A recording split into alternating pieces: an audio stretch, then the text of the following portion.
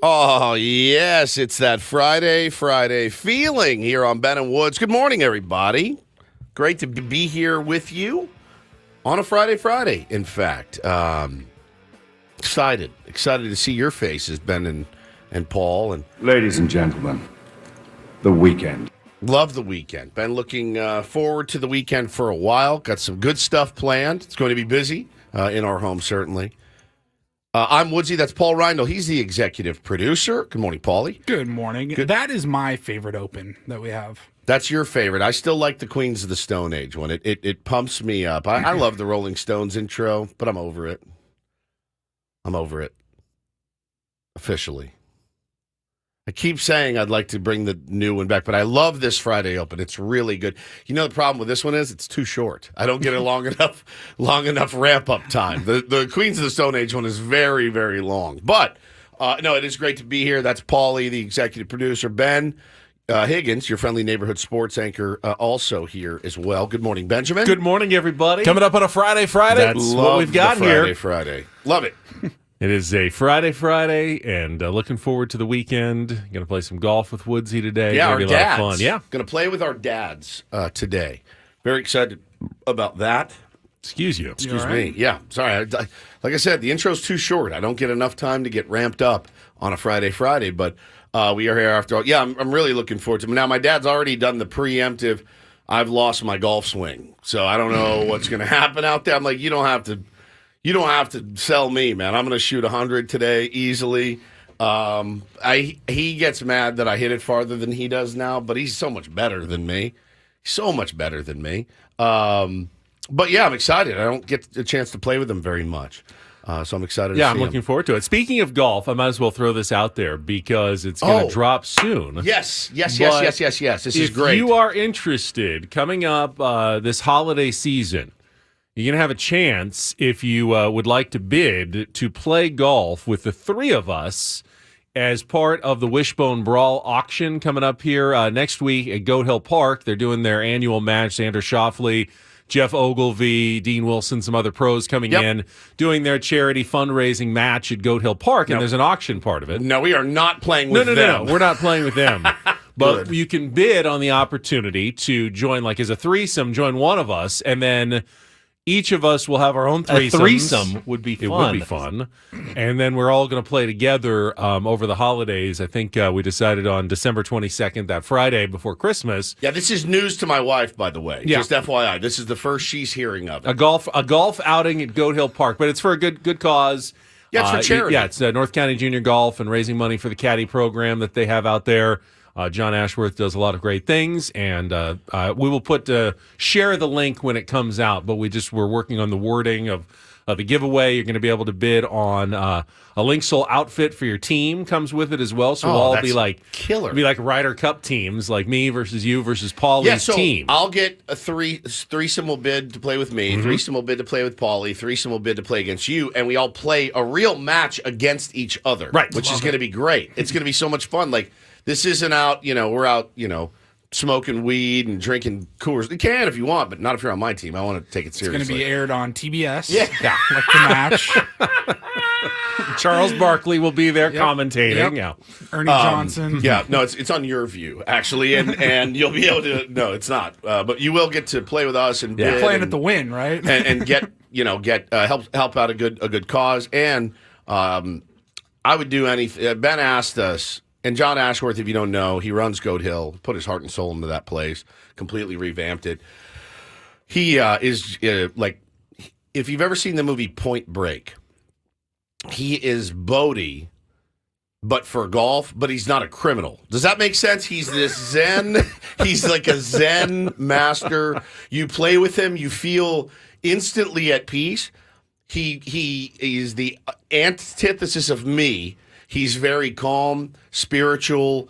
He's that guy. And he just is a guy you want to be close to. He's really, really... Grew up here in Escondido. Yep. And then helped found, you've probably seen Ashworth golf shirts all over the place. Sold, got out of that, started Link-Soul. Which is amazing. Saved Goat Hill Park from destruction about a little over a decade ago and has turned it into this great community. He's put a ton of effort and work into the course to really fix it up. And it's that little par 65. You think, oh, this is going to be an easy little round, and it's not. It's a easy. tough- It's easy like doing 60 days in jail is easy. You're like, oh, it's only 60 days. That place will kick your teeth in. But, all right, is it... You don't need to hit a 300-yard drive ever on that course, Now, though. can we recruit teams If you to want to bid? get someone to bid on you, go ahead. 'Cause I want to win. Go ahead, sandbag your way to the title I if will. you want. All right. Okay, cool. All right. So we'll let you guys know about that. But yeah, excited to anything I could do. If John Ashworth asked me, can you come over and wash my car real quick? I'd be like, yeah, what time you need me over there? So we're excited about that. We got a lot of good stuff coming up, man. The Christmas and holiday extravaganza is coming up. Should we announce the date? Sure. We can, yeah. That's going to be December 20th. Busy week for us. Yes, it will be. That's December 20th. I think some people are going to have a chance to get their way in to the Christmas and holiday extravaganza. We're going to do a bigger, better this year. It's going to be a lot of fun. It's the day that we shut everything down. We don't talk sports at all, really. We do 4 hours of Christmas talk. I really don't remember us ever talking sports. We've talked Outside of we've talked having to athletes, interviews, but yeah. we don't even talk to them about sports. So we are working on some big. We've had Manny Machado, Joe Musgrove, Yep. it's Trevor Hoffman. Trevor Hoffman. If anything, it's a how are you feeling kind of a thing. How's Yeah. the offseason treating you? But then it's, all right, what's Christmas like with you guys? I've got a couple of interesting ideas, as usual. They involve you, Ben. It's going to be a really fun one this year. This was the show where last year I ended up in a gimp mask Correct. eating Olive Garden. Yes. Yes. Yeah. There's not going to be like a torture wheel Thank you. that I put you to, like leg spread and arm spread. Close. I think it's going to be close. Close, but not Do quite. the whole show inside an Iron Maiden. One of those seen things where the- they put your head through and your arms at the same Oh, time. What is yeah. that called? I have no like idea. the stock. I think they stock. call it a Yeah, stock. that's right. Yeah, stock. Ben's got a broadcast from a stock the whole time. Ben, you've seen The Princess Bride? Yes. So the water torture machine. Yeah. Yeah. Do you know I've Just get never ready. seen The No. Princess Bride? Yeah, I can What? see that. Never I seen can that. see it's not a it's. I disagree. I think that's absolutely a Woods You think movie. Woods would like it? never seen Sappy. I've never seen Yeah. it. He's a sap. Yeah, I'm a it's huge It's sap. got that element of fantasy that might turn off Woods, but it's a parody. It's funny. Right. You know. That's fantastic. I hear nothing but great things about it. I've never actually sat down to That surprises watch. me. Watch. I missed it when I was a kid. I missed it all the way through, and then there comes a time where you're like, "Ooh, does it look too old now? Does it still hold up? Like, have you seen it recently? I've never seen that movie. I get dragged for that, and it's not a take. It's just I've just never seen it. Now, I wasn't obsessed with. There were certain people I remember growing up with that were like Princess Bride lunatics. You know what's turned me off to it over the last 20 years too? When people go, marriage is, and I go, I don't want to see it. If that's what it is, I don't want to see it. You've ruined it for me. I don't want to. I've seen that bit, and I know it's from that movie. 30 seconds of a 2-hour movie. I don't think I can see it now because of that thing. Marriage, and I go, I can't do it. So I've never seen it. I'm getting, people are like, you got to be kidding me. You've never seen Princess Bride. Just So, considering the sheer number of movies that you've seen. it's true. It is kind of strange that you haven't seen that It's one. very, very true. It's good to be with you guys this morning. We've got a fun show today. We got Craig Elsten. We haven't talked to Craig in a couple weeks. Hopefully, he's got something to watch. I've got nothing. I mean, lately, digging for something to watch has been torture. In classic fashion, have just started, well, I'm halfway through a show that he recommended, I don't know, probably 3 years ago during the pandemic. Yeah. Big Little Lies on Oh, it's so good. Max. Fantastic. Such a good Just show. finished season 1 yesterday. You haven't seen yet White Lotus. I watched most of season 1. Okay. Got pulled away. Okay. I liked it. Go, because you got to get to season 2. Okay. That's just incredible. You watched all I of did. it. Okay. I did watch both seasons. Even Ben. I am the king of, this show came out in 2018. It's 2024. Time to watch it. I'm right there with you. I mean, I've been watching I watched like A Perfect Murder the other night with Michael Douglas and Gwyneth Paltrow and Viggo Mortensen. I watched that phenomenal movie. I'm like really scraping the dregs to find something to watch at night when I'm going to sleep. So that Craig will come on. I'm excited about this one. Paulie was working on this one for a while. We almost had him last week when you were out. But Trevor May, the former Oakland A's, New York Met reliever, is going to be joining the program today. I was doing a little reading last night about Trevor May. and watching a couple of interviews with him. Now, he's one of Paulie's boys from up in Paulie's area, up in the Pacific Northwest. That's where he went to high school. Fourth round draft pick, has kind of made his way through the big leagues and just hung him up, just retired. And year he was up there. And he is a really interesting cat, a very smart cat, a cerebral guy, knows a lot about pitching. I'm excited to talk to him today. That's coming up in our last segment of the day, 9:30. So that's something to look forward to today. I've really been looking forward to that one. He's doing a newsletter. He's really big into gaming, like hugely into gaming. I wonder if he and Blake Snell have crossed paths. He's like 4 years older than Blake Snell, but they're both from that Washington, area, yeah. both into gaming, both I'm pitchers. sure that they are. Yeah, my guess would be that they've played together before. I thought he was young to retire. He is a little young on the young side. I was reading about all these different. Tommy John. He had a stress fracture in his back. Early in his career. I want to ask him just how hard it is, battling back, getting back on the mound. I'm really looking forward to that. He seems to be kind of, all these guys when they retire, some guys fade into oblivion, hit the golf course, whatever. Other guys go, no, I want to stay on the peripherals of baseball and educate people. Probably going to be working for John Boy in a year or something, But right now he's kind of making his way out into the social media world and gaming and things like that. So very excited about that too. I think we're officially on Padres manager hire watch now. I don't know that it'll happen today or even tomorrow, but at this point, if you saw a tweet come across or Woodsy, you got a text from someone, with some inside info, I think we're at the point where news could leak out. So obviously, if anything does happen, nothing really came out yesterday about the managerial search. I did but see something from John Heyman, and I typically I'm nothing against John. He blocked me years ago, but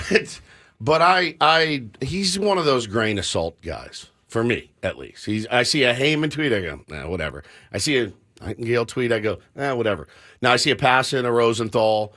Even though it's usually mean from Ken, he's usually a pretty accurate guy. So Heyman has his favorite right now in the clubhouse. He wrote about that yesterday. We can talk about that. Yeah, I think we're still fairly dialed in. I don't think anyone has changed our opinion that Mike Schilt remains the favorite for the job, but he doesn't have it. It's not a done deal, and until it's a done deal, we'll be following it closely and bringing any developments. We did see the official start of free agency yesterday. Had some Padres news on that front. We'll go through the list of everybody who is now officially on the open market. Now, they can't sign with another team until Monday, I believe, but they are officially free agents now with the conclusion of the World Series. So got that news for you. Get you ready for the football weekend. I got my college football, my best lineup for you.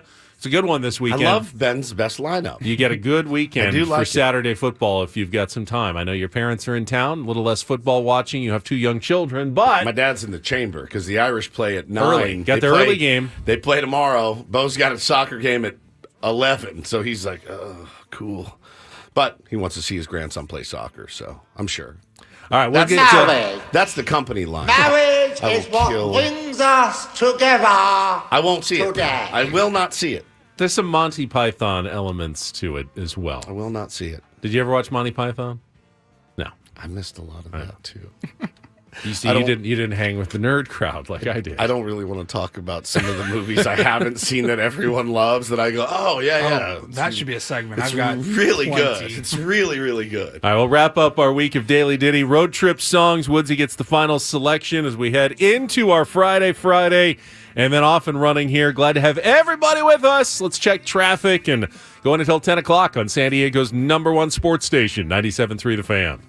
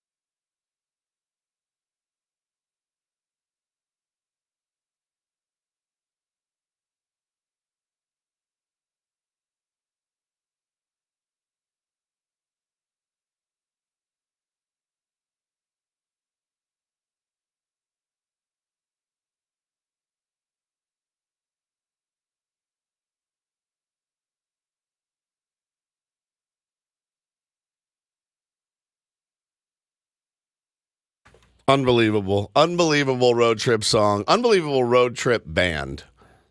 Journey, Stone in Love. That was my pick today. Love that. Love this band. It's a What is solid that? pick. Here you go, Paulie. What did you lose $1 on? No, it's National Give Someone $1 Day. Oh. Oh, I got what's he? So I just decided I'd give Paul $1. Here, you know what I have in my wallet? Literally $1. $1. So I'll give you one. Oh, thanks. Yeah. All right. Yours Well, there back. we go. We all And got that. $1 Got from someone. Fantastic. Okay. Feel Beautiful. special. Andrew in the chat says he couldn't hear us. Yeah, we can't play the song.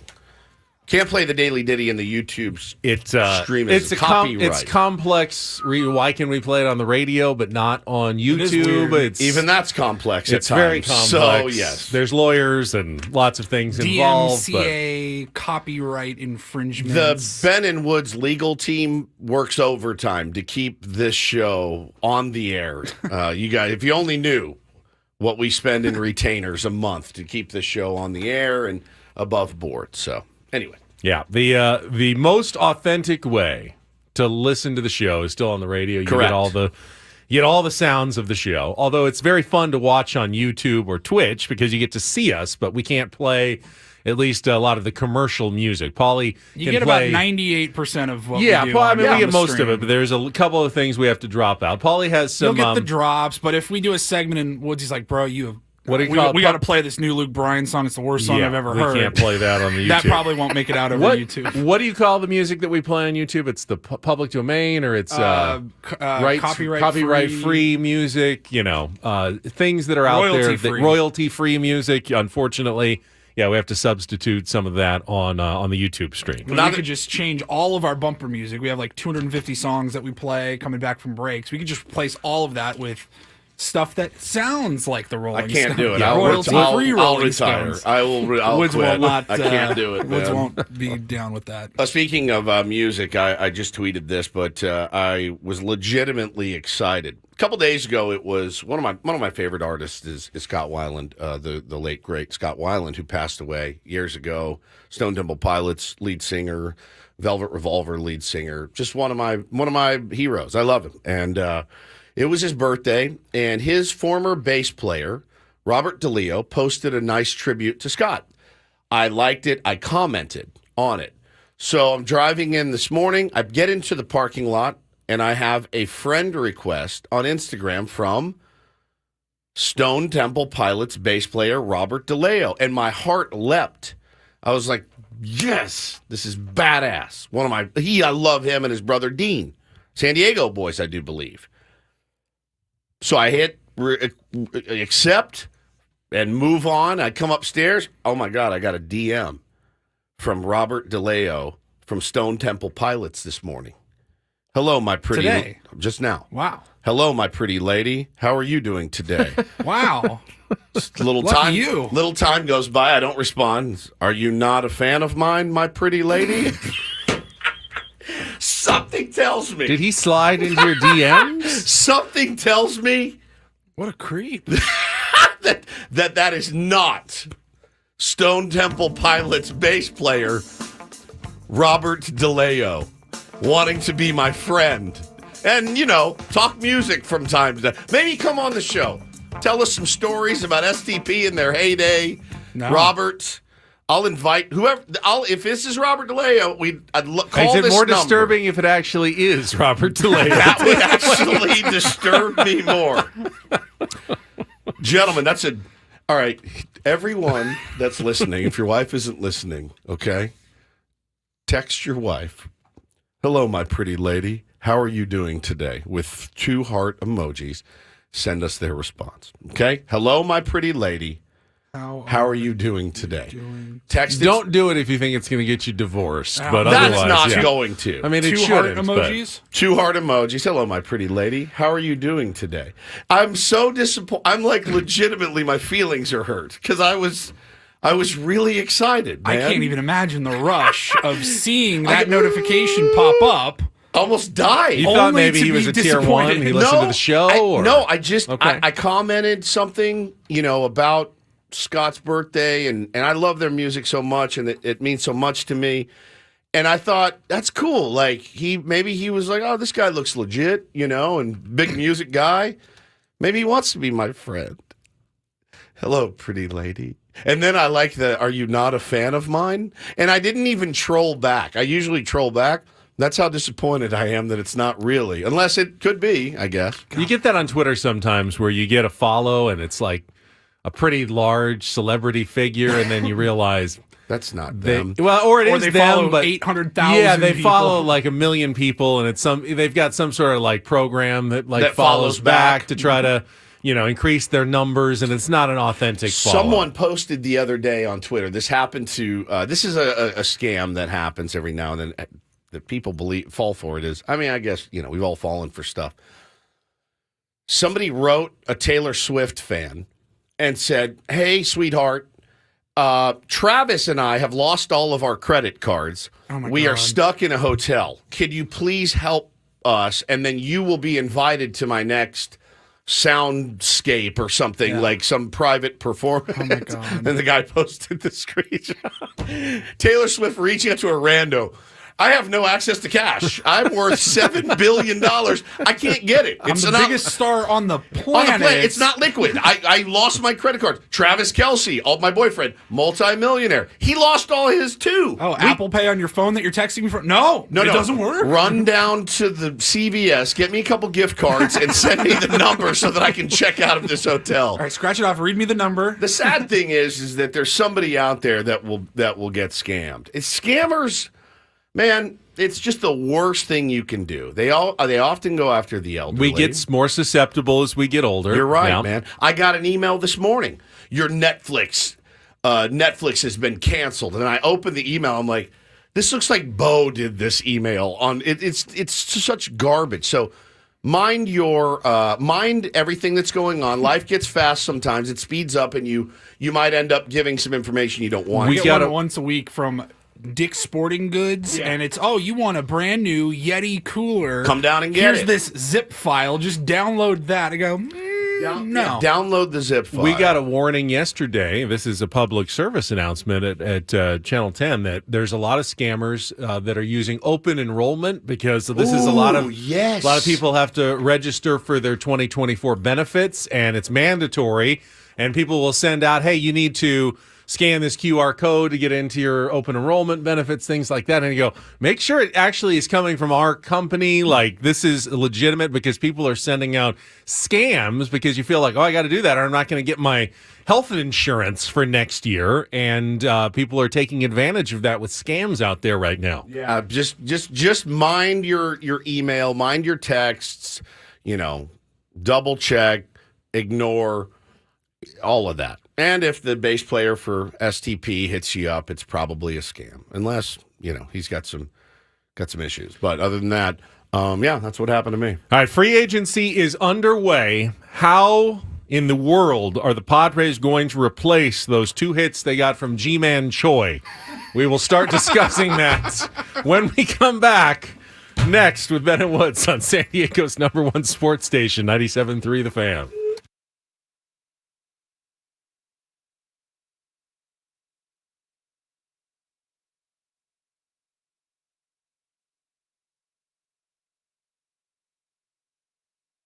Hello, pretty lady.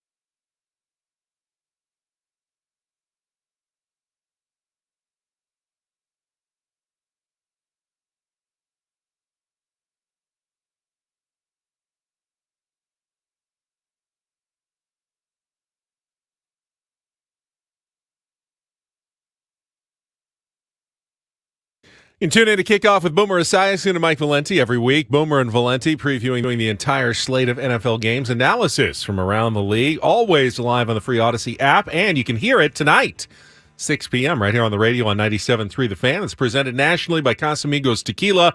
Casamigos brought to you by those who drink it and by Lowe's. Lowe's knows home improvement. We got tier ones texting their wives. Hello, my pretty lady. How are you doing today? Heart. Josh just did it. Josh Gorel, our beloved. And she goes, hi. And she said, I'm falling asleep in this meeting, to be honest.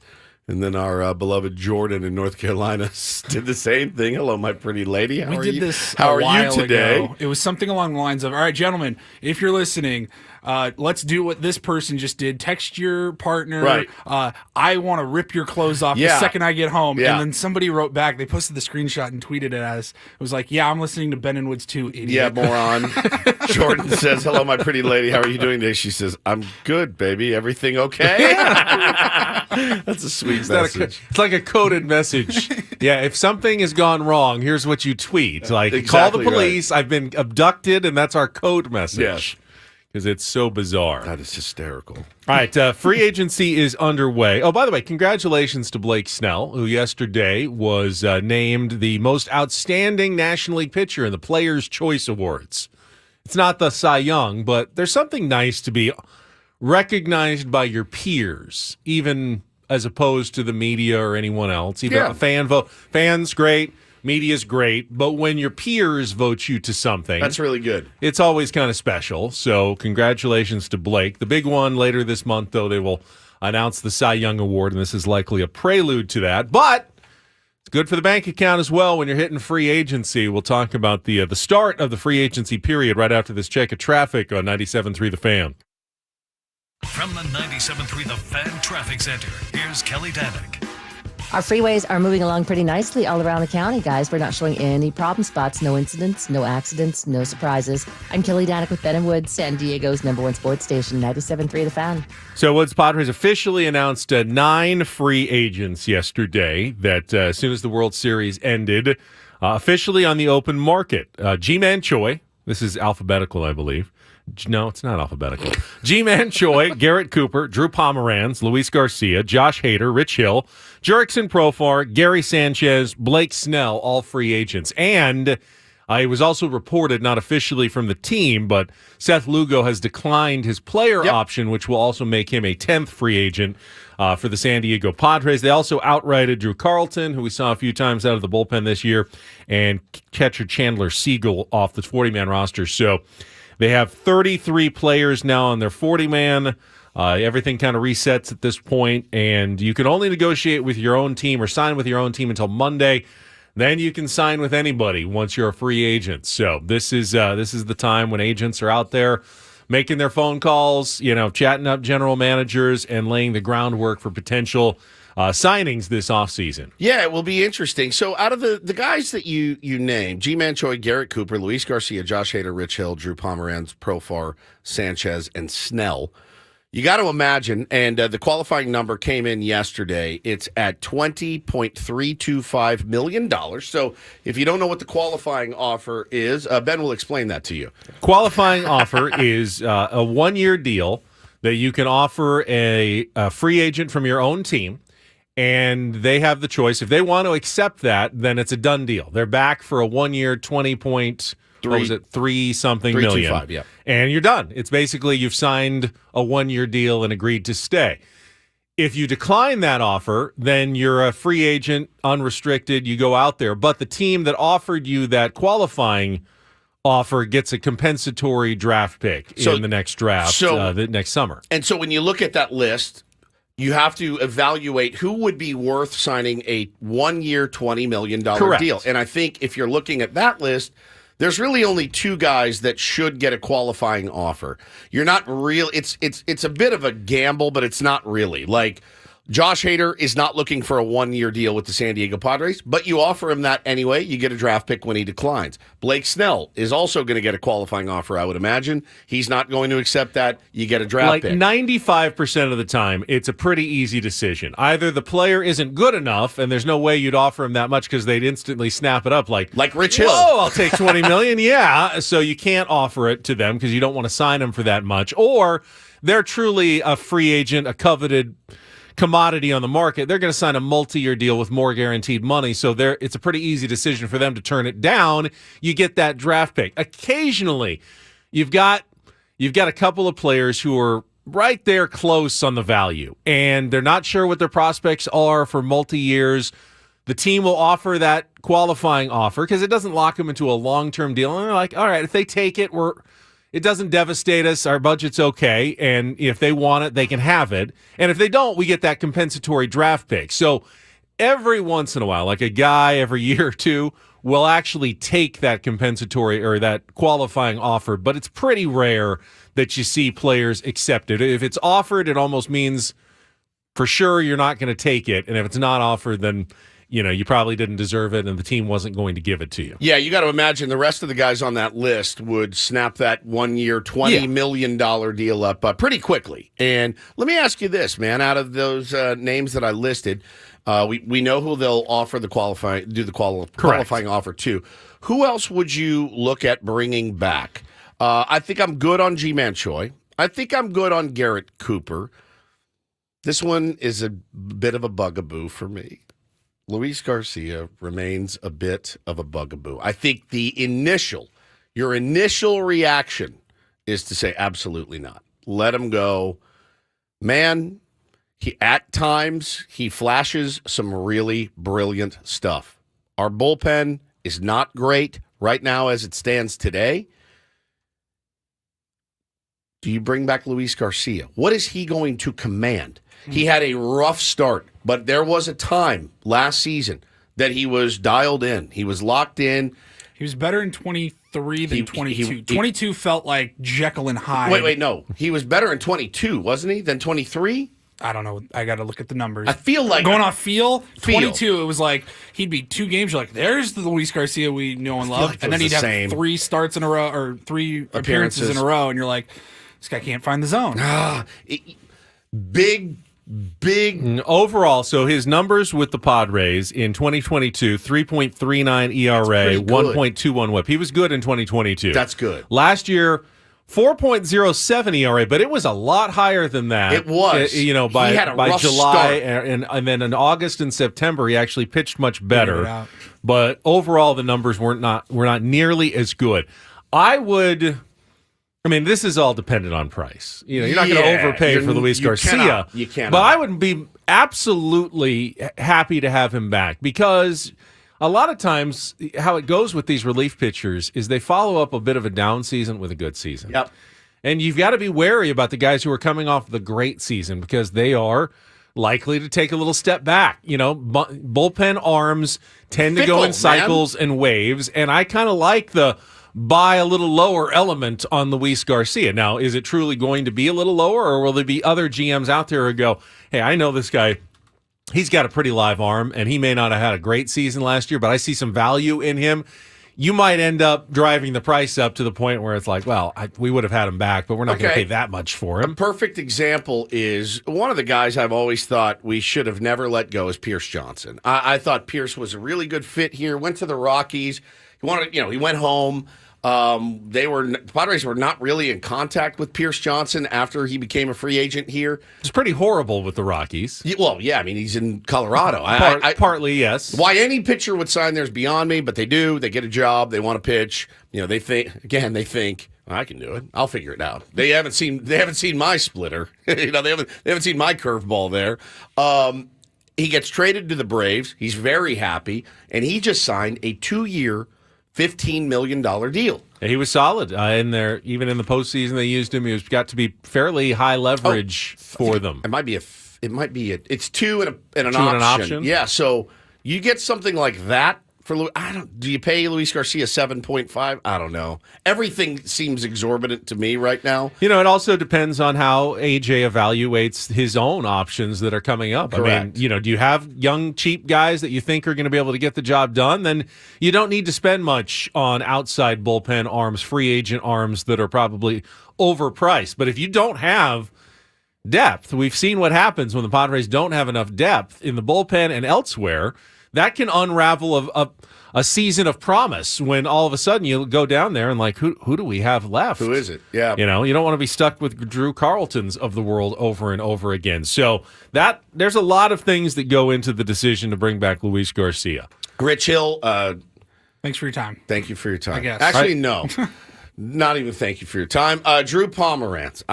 You can't. You can't. You can. You can't. No, You can. I mean, if he wants to go from making how many millions a year to rookie minimum, Right. You can. There's a price Veteran where you minimum. absolutely can, because I know both of you see a scenario where he signs with like the Dodgers and is their Lights out. second best reliever next year. So you have to at least think about the possibility of bringing him back. If he's still pitching, would you rather have him throwing against you and being great? I mean, yes, or he's just hurt again, and, you know, it's wasted money just like you wasted the last 4 years. But you think about that one. You can't. I don't think you give Josh Hader much thought. You give him the qualifying offer, you take the draft pick, and you wish him good luck in his next team with the big deal that he's getting somewhere. Profar, very interesting to me. Would not mind having Jerkson back in the fold. Gary Sanchez would not mind having back in the fold at all.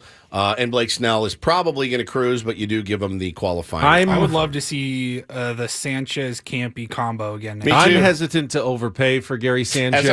As am I. I mean, it feels very Matt Carpenter. That's when you got to Very make your ma- best offer and just Yeah, and stay there. You're not it getting be. into a bidding war there. You talk to him. You certainly have that option of bringing him back. But And you let him know. You let him know this. Hey, man, we loved having you here. You did a really, really great job here. You're comfortable here.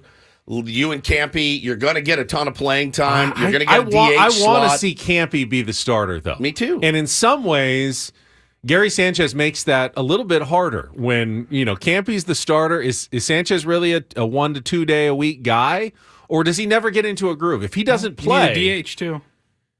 Yeah, they both can DH. You know, when True. they're not behind the. Manny's disc, going to but I- DH for the first portion of the season, and then after that, like you're I going to would need imagine. a bat.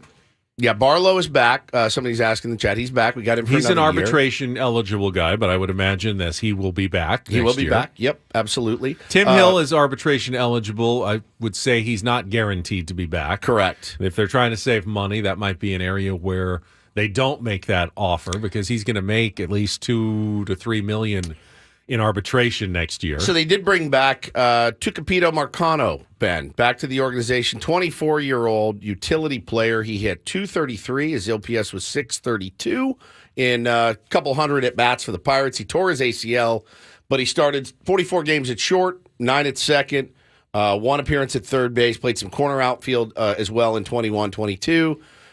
Does less than nothing really for me. It's not a lot of money. You brought him back. He was waived by the Pirates. You picked him up. He's back in the organization.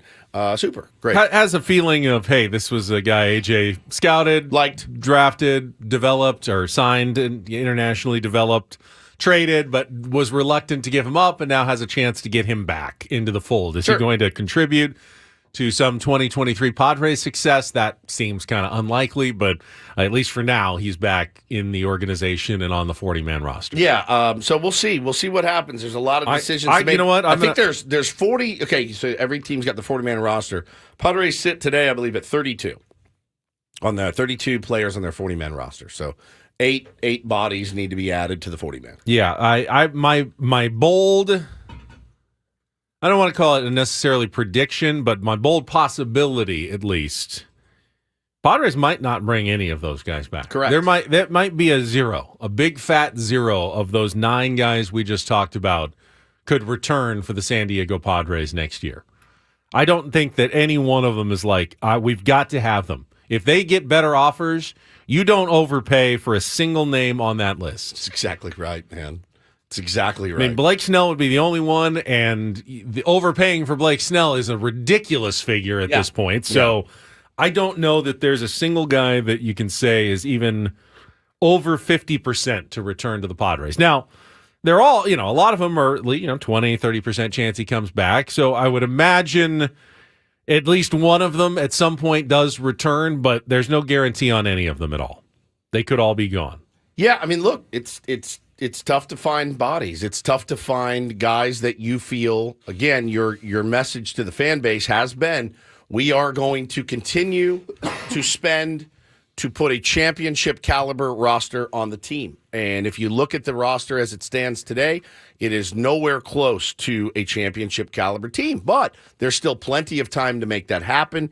It's going to take, Ben, let's just say, savvier moves than we've seen in the past. Is that fair to say? That is fair. It's going to need to be very savvy. You're going to need to rook a few people. You're going to need to hit on some guys that that other teams did not see the value in. To be fair, AJ did last year on both Seth Lugo and Michael Walker. And gave them both contracts that gave them outs or ins for a lot of money. But they were, at the time, they were savvy moves that other teams didn't see the value that those guys brought to the San Diego Padres. You'll need to find more of that this offseason. It's still crazy to me that Matt Carpenter is going to be a San Diego Padre next season. He is still under contract for the team with the team. Only team to offer him a 2-year deal, and we did it, and he's here. And now you're going to have to figure that whole conundrum and where is he going to play? Is there a chance Matt Carpenter bounces back and has one more good season in him? Like, he could be still your DH and, hit 25 homers. And is there any? I'm just asking the question. 25 homers? How many did he hit for the Yankees? He hit for like 14. Yeah, but he hit like 14 in 3 weeks or something. Yeah. Right. I mean, I guess there's always a chance. I could grow a foot in this summer. It could happen. It would be a miracle of modern science. I mean, we're all just assuming that Matt Carpenter is basically done completely. And I was just asking the question, like, what are the chances that that's not true? I would take he shows up to spring training like, Matt, what'd you do this offseason? Well, I don't know. The swing looked good. I was in the cages and just everything was clicking. And, he's in spring training. He's mashing the ball in Arizona. And all of a sudden you feel like, I would take that bet with you. I would take the 25 homer bet today. No, I mean, whatever you want. I'm not predicting it. I'm just asking the question of whether we think it's even a possibility. I guess there's a possibility Tucapito Marcano could figure it out and hit 30 bombs next year. I mean, don't think they're not just going to release Matt Carpenter today. They can't. What's $6 million? I mean, they'd pay him off, but they'll probably welcome him to spring training, give him a chance, and see what he does in the offseason. I mean, you have to pay him anyway. There's no reason not to, correct? Well, then... No, you're not going to be able to trade him to anyone. We should bring Haas back then, because we're paying him $13 million next year. Yeah, you already released him, so you'd have to actually pay him more to bring him back. Just the minimum. The minimum, yeah. God. I mean, just some, really a lot of money burned trying to figure this thing out. It's got to be different, man. It's got to be different this year. All right, coming up in hour number 2, our friend Ron Fowler was in the news talking about the Padres' managerial search. And why is throwing a little gasoline on the fire? Why is everyone mad at Hoffy? I don't understand. Oh, wow. Okay. We'll play some Take on Woods as well. Last chance to qualify for Vegas with our monthly getaway coming up next here on 97.3 The Fan.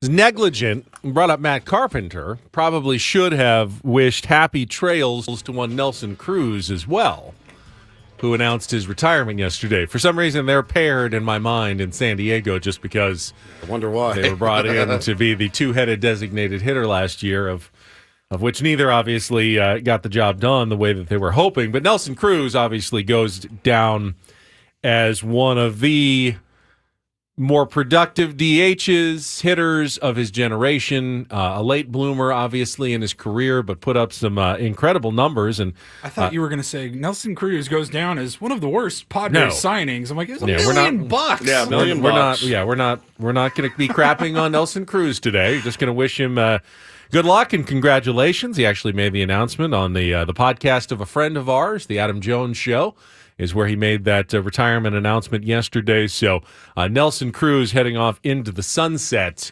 But Matt Carpenter, yes, returns for another season and another $5.5 million for the San Diego Padres next season. Yeah, I looked at his numbers yesterday. Pretty monster career. 464 homers, 7 silver sluggers, or 4. One of the two, I can't remember. But yeah, dude. I mean, there's a reason he's one of Manny Machado's idols. He needs to be in the game, and I'm assuming he will be in some capacity. For some Padres team. Manager. No, I did see him in a Dodger uniform about 3 weeks ago down at their facility working. Look at Nelly Cruz. Yeah, look at Nelly Cruz in a Dodger uniform down there in their facility. I think in the DR, working with some kids and stuff. So yeah, I mean he's a baseball mind for sure, and a really really good one, and has seen it all out there. Really wanted bigger and better things for him here.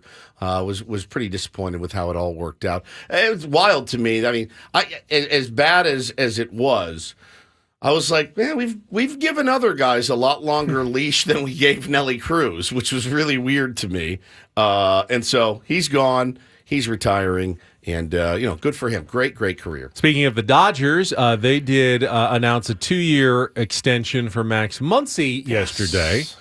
Woodsy's happy about that. He's the worst defensive third baseman in baseball. He's horrific. So. He hit something last year. He hit some bombs. He does hit it hard when he makes contact. He had some bombs, but he doesn't strike fear into me like he used to 3-4 years ago. If he's going to be in the league, you might as well have him be on the Dodgers. Yeah, you can just keep double the hate all around. Yeah. Just is a comfortable fit for Woodsy. Yes, it is. To have Max Muncy. That's exactly right. Just as Feels right. The face. Yeah. The face of a slightly possum. the annoying face of the Dodgers for you. And the face of a possum. Yes, correct. Absolutely. Absolutely. They called George Jones the possum, but I think it's time to change the moniker. He's earned that one. I had to look it up yesterday because I showed video. There was a possum on the field at the Texas Tech TCU game. Max Muncy running around. I saw that yesterday too. And I wanted to know, what's the difference between a possum and an opossum? And I found out nothing. There's the same thing, right? Possum is just what you generally call it in common usage. Opossum is like the scientific, more clinical name for the animal, but it's the exact same thing. If we were somewhere and you said, "Oh, look, there's an opossum," I would probably kick you in the shin. It sounds a little formal, doesn't it? Yeah, it's a possum. I would not like that. It's a varmint. It's a critter. Varmint, yes. Things that you find in Texas on a football field yesterday. Tom says an opossum is an Irish possum. It's a possum that likes the Red Hot Chili Peppers. An Irish possum. It's genius. All right. We doing Hoffy or Big Ron first? Let's do Hoffy first All right. here. So why is everybody mad at Trevor Hoffman? So if you haven't seen this or heard this, he did yesterday. He did a hype video for Josh Hader. And I saw people lost their minds. Does anyone remember that not anybody wants Josh Hader back here? So who cares? I wouldn't have cared if it was Fernando Tatis Jr. doing it for him. It doesn't matter to me because nobody wants really to bring Josh Hader back because of A, what he's going to command, and B, how it all ended. You got to remember one thing, too. The baseball fraternity is that's exactly what it is. It's a fraternity. It is. Trevor Hoffman and Josh Hader are probably ridiculously close friends. Like boys. They probably text each other funny memes and stuff. The closers, they stick together. The bullpen guys stick together. Like, these guys are a fraternity. They're one of 20,000 people to make it. Nobody here in San Diego really wants Josh Hader back. So why are we upset at our Hall of Famer, beloved Trevor Hoffman? Let's play the audio here for people who haven't. And if you can imagine what the video is, it's Josh Hader highlights essentially with Trevor Hoffman narrating. By the way, if you want to call in and play Take on Woods, we're going to do that in a second. 833-288-0973. You can call now. 833-288-0973. Last chance for our monthly prize getaway to Las Vegas. So here is the hype video from Josh Hader's, agency that they've created for the start of free agency, narrated by one Hall of Famer, Trevor Hoffman. As a closer, we're given the most important opportunity for our team.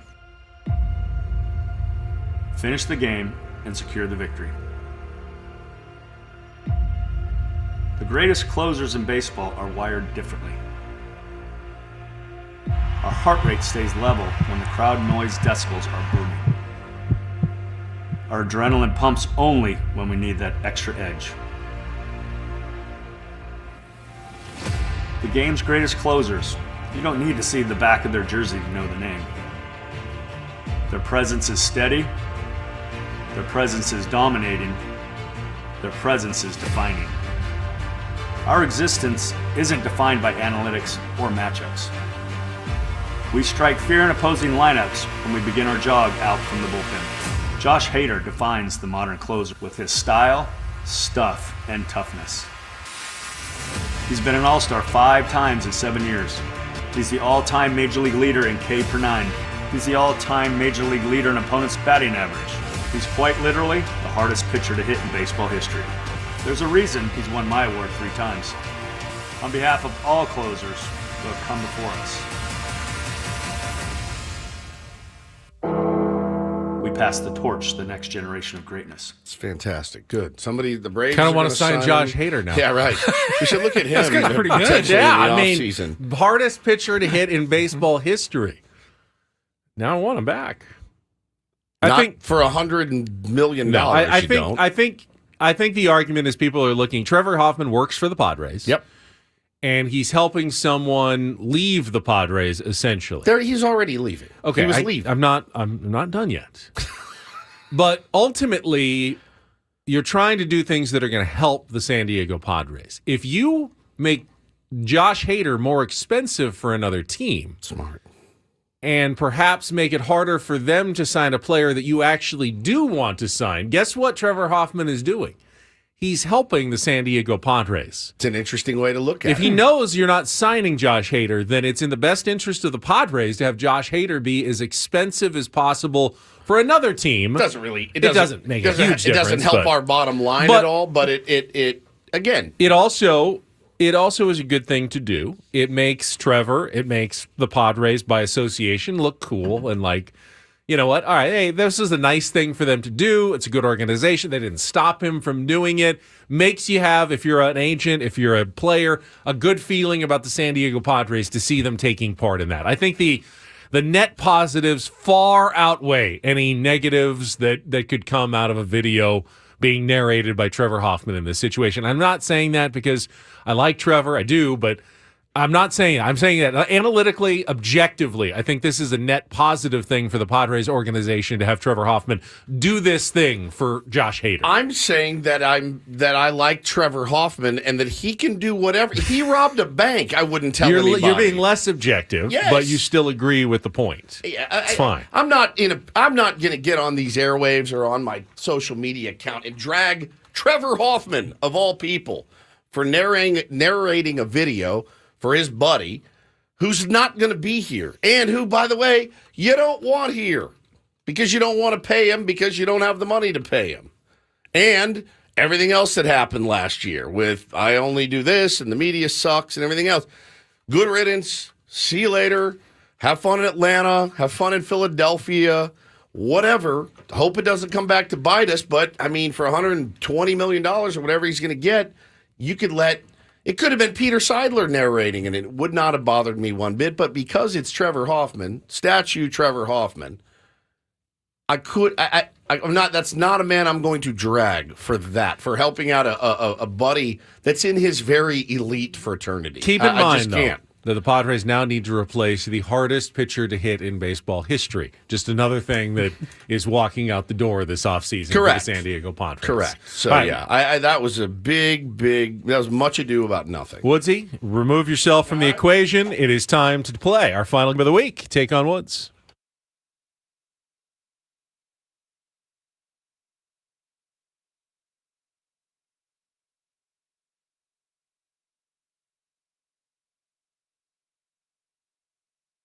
All right, James is on the line. James, good morning. Hey, good morning. Happy Friday, guys. Happy Friday to you. Someone needs to stop Woodsy right now. He is on a roll, and we're looking to take him down. I want to put you into the final slot for our grand prize drawing getaway to Las Vegas, 2 nights at the Westgate. Tickets to Frankie Valli and the Four Seasons. That should be a fun show at the International Theater. You can get your tickets and VIP packages at Ticketmaster.com. Here are your categories to choose from to wrap up the week. We've got Dressed to the Nines, 5 musical answers that include at least one number 9.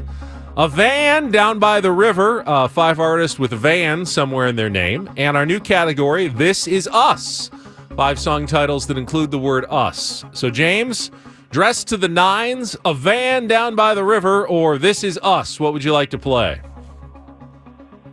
This Is Us. This Is Us, going with the new one. Okay. 2 little letters, 1 short word. 5 song titles that include the word us.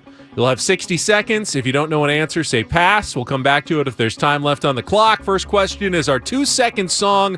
Paulie is queuing up the music. Got to cue this one up, Paulie. And when he plays it, you need to give me the title and the artist. To score that point, after you go, Woodsy will come back with the same 5 questions. If you beat or tie him, we will put you into that drawing. James, I know you know how it works. I'm just waiting for the go-ahead. I'm ready. Paulie is ready. All right, 60 seconds on the clock. You ready, James? Ready to go. All right, This Is Us is the category. Your time begins when Paul plays the music. Good luck, James. Let's take on Woods. Looking in your eyes, I see. Nothing's gonna stop us. Jefferson Starship. Good, I'll give that to you. The chorus to which In Excess hit goes, I was standing, you were there, 2 worlds collided. Pass. Just a Stranger on a Bus is a line from which 1995 debut hit by Joan Osborne. What if God was one of us? One of Us, correct. Originally just an instrumental, Grover Washington Jr. recorded his only hit in 1981 when he added Bill Withers' vocals to which song?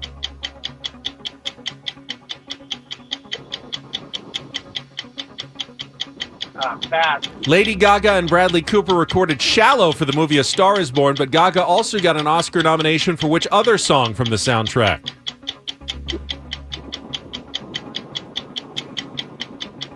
Pass. The chorus to which In Excess hit goes, I was standing, you were there, 2 worlds collided. That's Never Tear Us Apart.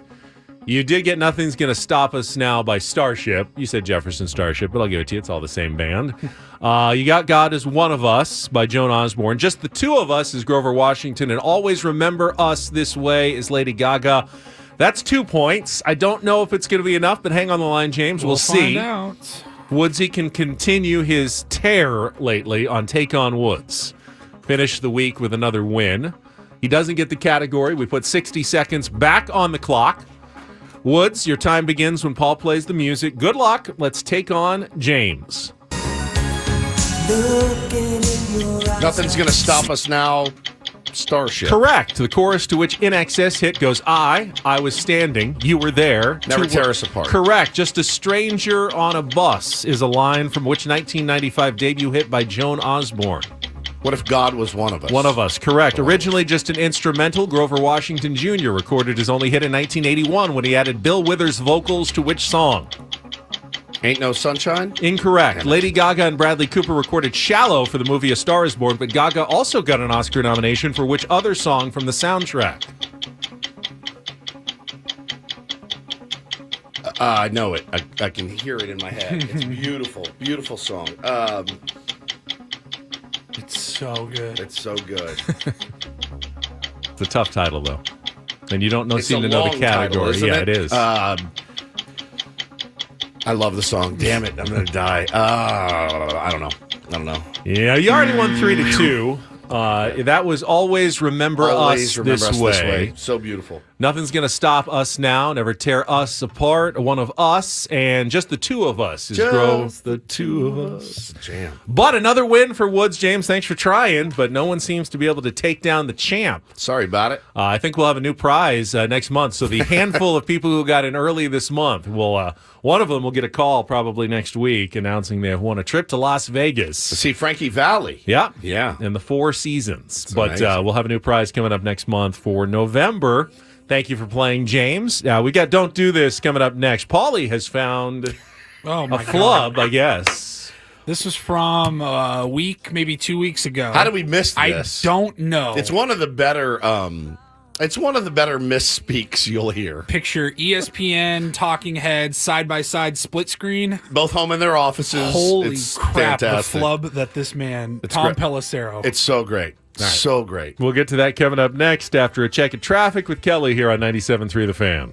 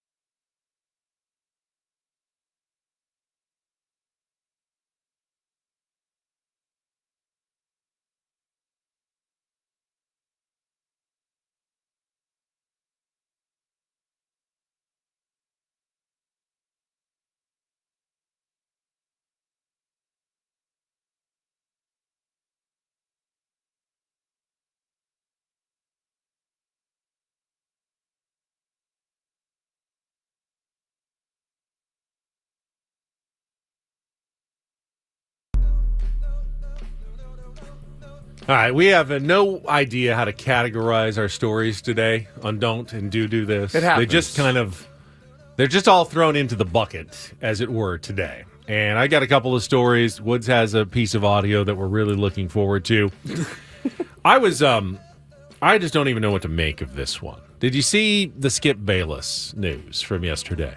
Was it about his movie? Yeah. So when they were looking for a new co-host over the summer, and he was on hiatus on his Undisputed show after Shannon Sharp left, Skip Bayless really wasn't doing much. He did his podcast and, a little bit, but he was kind of under the radar. What was he doing? Well, apparently, Skip was writing a screenplay for a movie, but we don't know what the movie is about. He simply says the screenplay is entitled Savior. It's the second thing that I love, maybe to a fault. The weirdest thing about this screenplay is that I can't really remember writing it because it wrote itself in under a month. You can scoff at this, but I just felt powered by a higher power. I just wrote feverishly.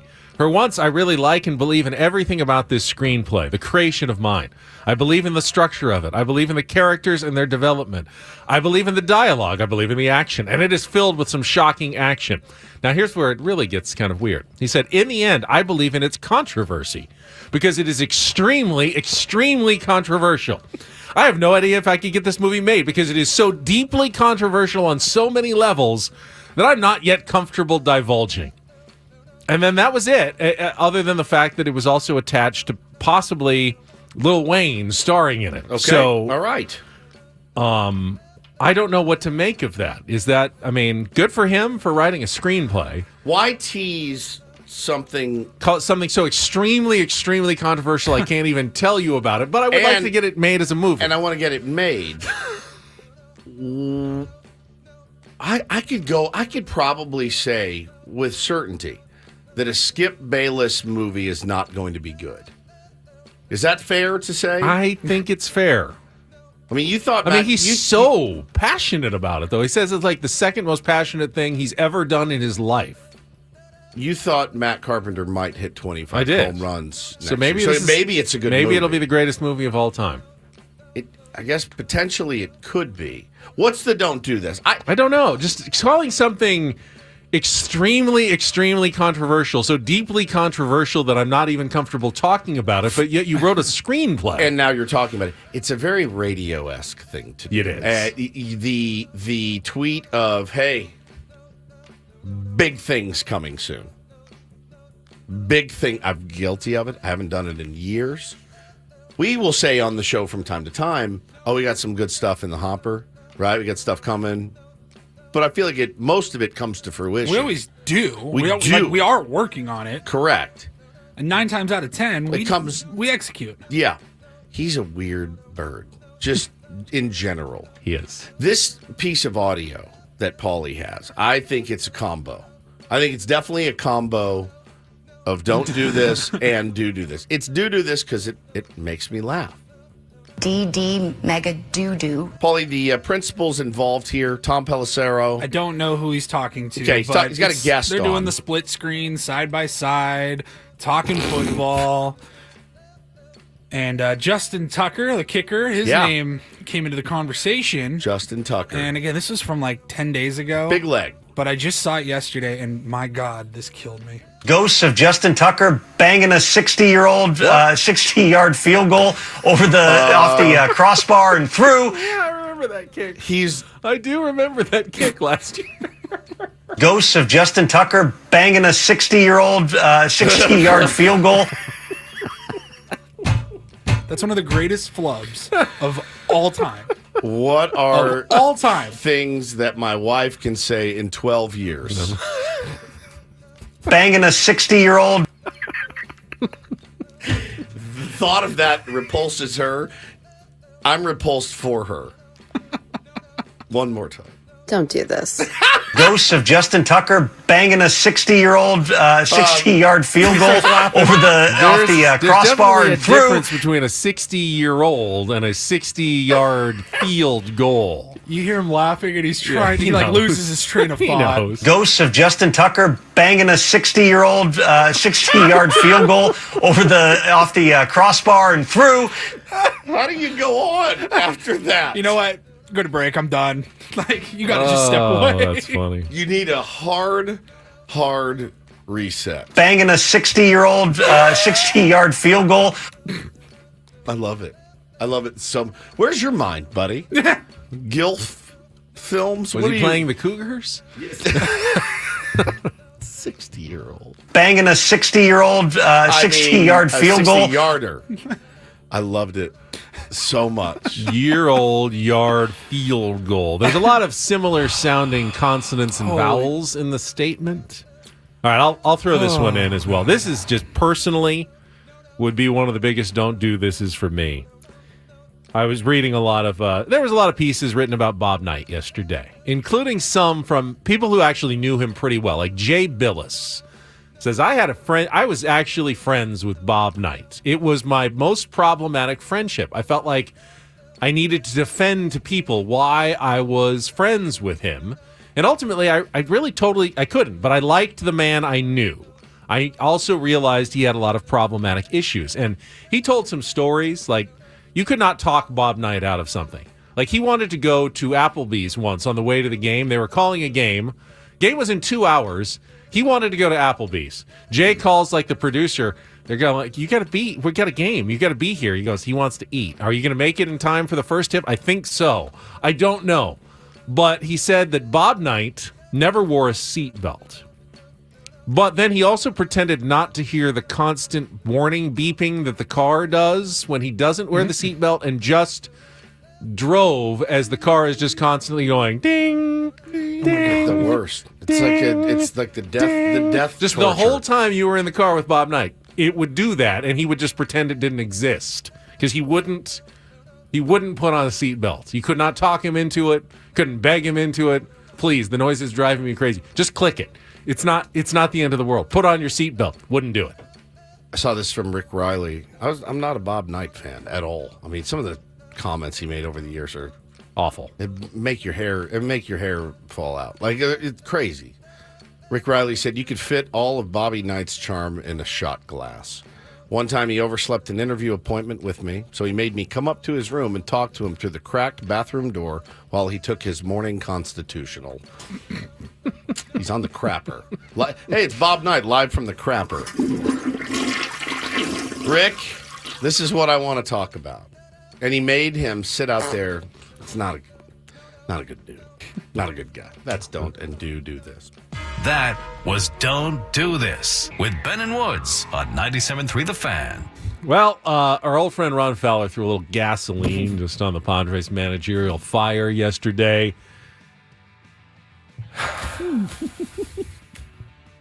Sure did. Indeed. Was Bochy ever a possibility to skipper the San Diego Padres again? Talk about that a little bit when we come back on San Diego's #1 sports station, 97.3 The Fan.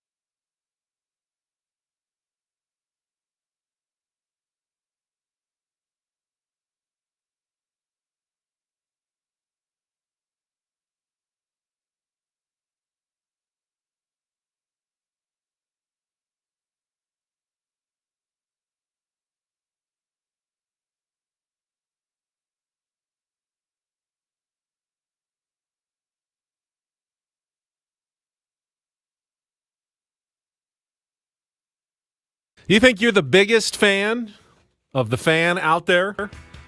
Prove it. The Biggest Fan contest is returning. Just visit 973thefansd.com/biggest fan. Register your name and then listen at 9:15 a.m., 11:30 a.m., and 5 p.m. during each fan talk show. If you hear your name called, call us back within 10 minutes. You'll qualify for our grand prize, 20 tickets to a 2024 Padres game in the Odyssey Suite to watch the game with your friends and all of the fans' hosts as well. Sometime next season. So you got to get your name into the contest, though, and then coming up later this month, we'll start reading those names and registering potential grand prize winners in our Biggest Fan contest. It's going to be awesome, man. So much fun to watch a game in the suite. It really, really is a blast. It never gets old. If you have suite tickets, you're like, oh, got to go back to the suite again. It's a blast.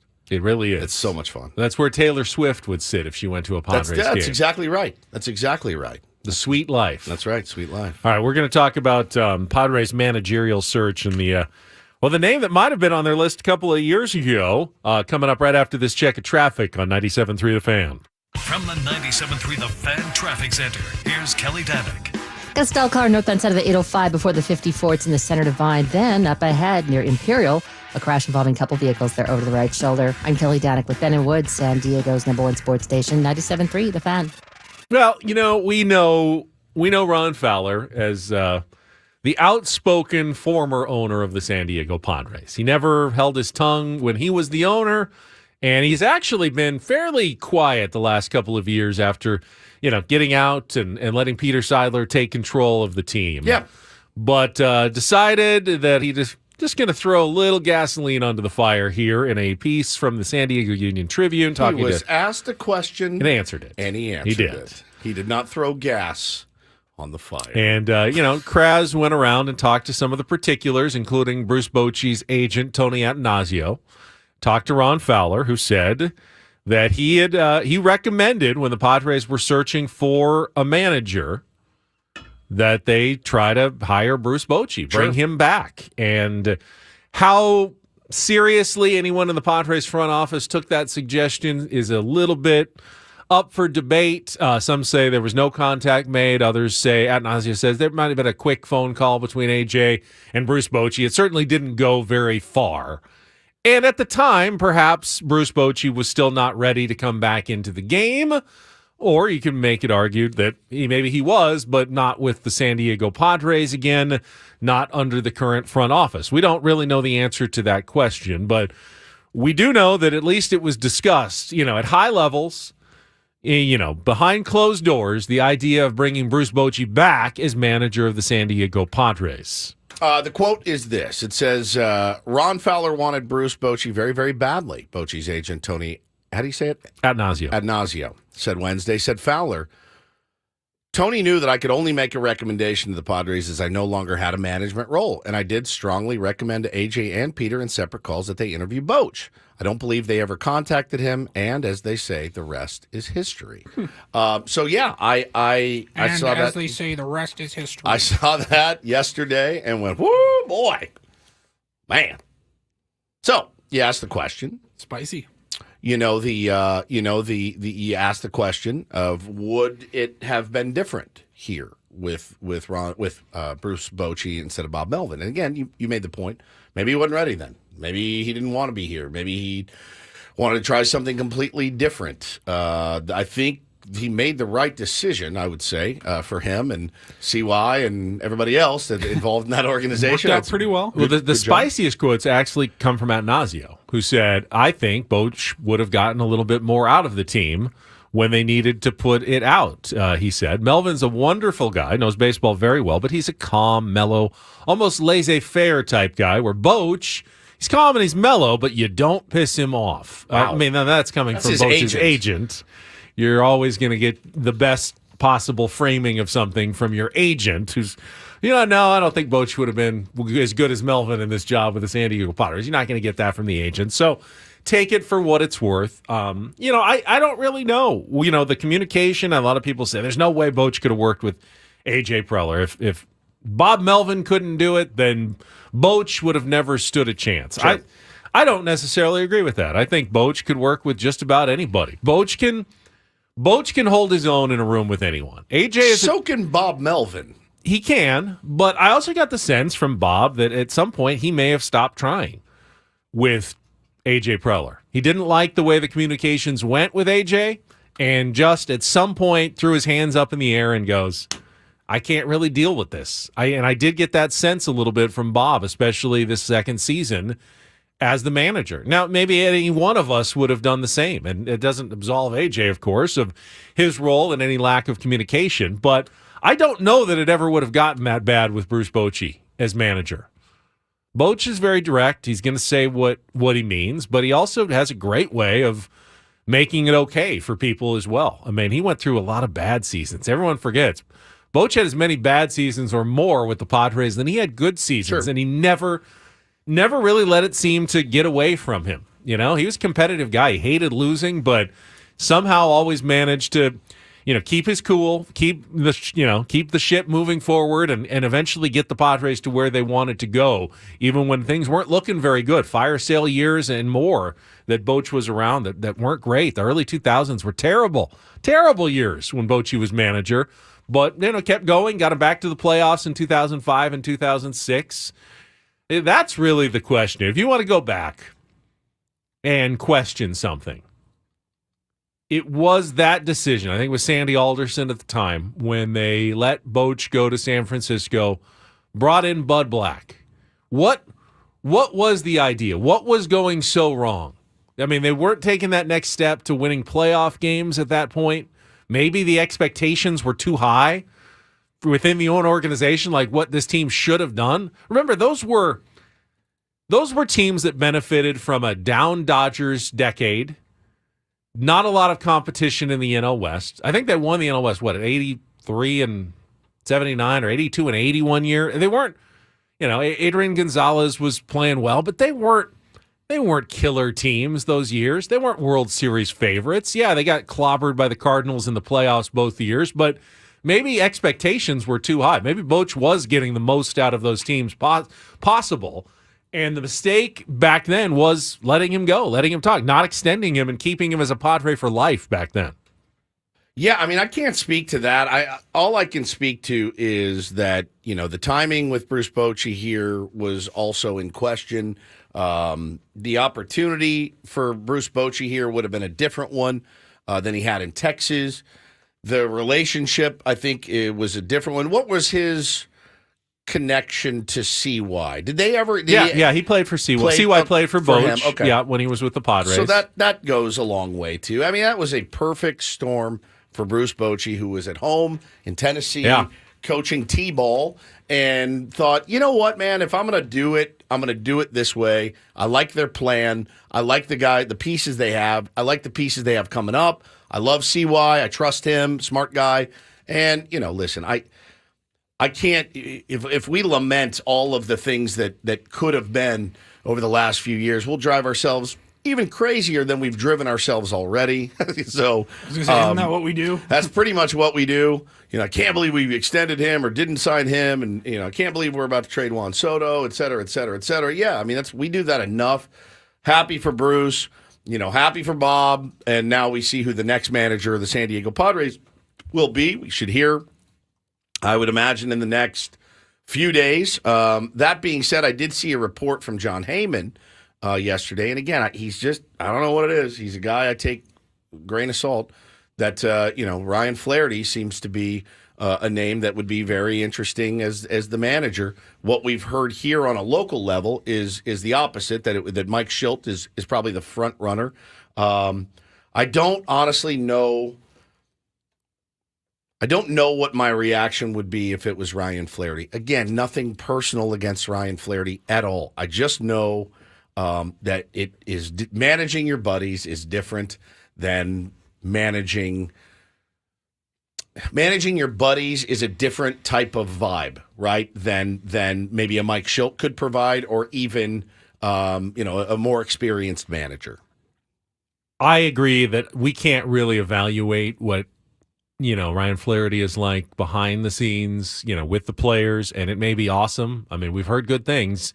I do know that when he spent those days as interim manager last year, when I think Bob was out with the prostate cancer and Matt Williams had COVID, or and Flaherty was the interim manager. Nothing bad happened during those days when he was there. He didn't. This is really unfair, I think, of me, but just in my mind, he didn't really cut a managerial figure in terms of presence. Because it also, he was an interim. He wasn't a manager. It could be very different once you're actually named the guy and you have the authority. Interim managers don't have authority to do anything. No, nothing. And I really do go back and forth on it because he's a former player, and that's probably important to a lot of those guys. We saw how it worked out with Jace. I think that's important to the guy. I said it a couple of weeks ago, and I need to stand by it. I do. Whoever the next manager is needs a fair shake. They need a fair shake from the media. They need a fair shake from the fans. Your initial reaction, everybody's initial reaction, and AJ has to know this. He has to know that if that's the decision he makes, that everyone's going to say immediately, well, here we go again. Tingler 2.0, yes, man.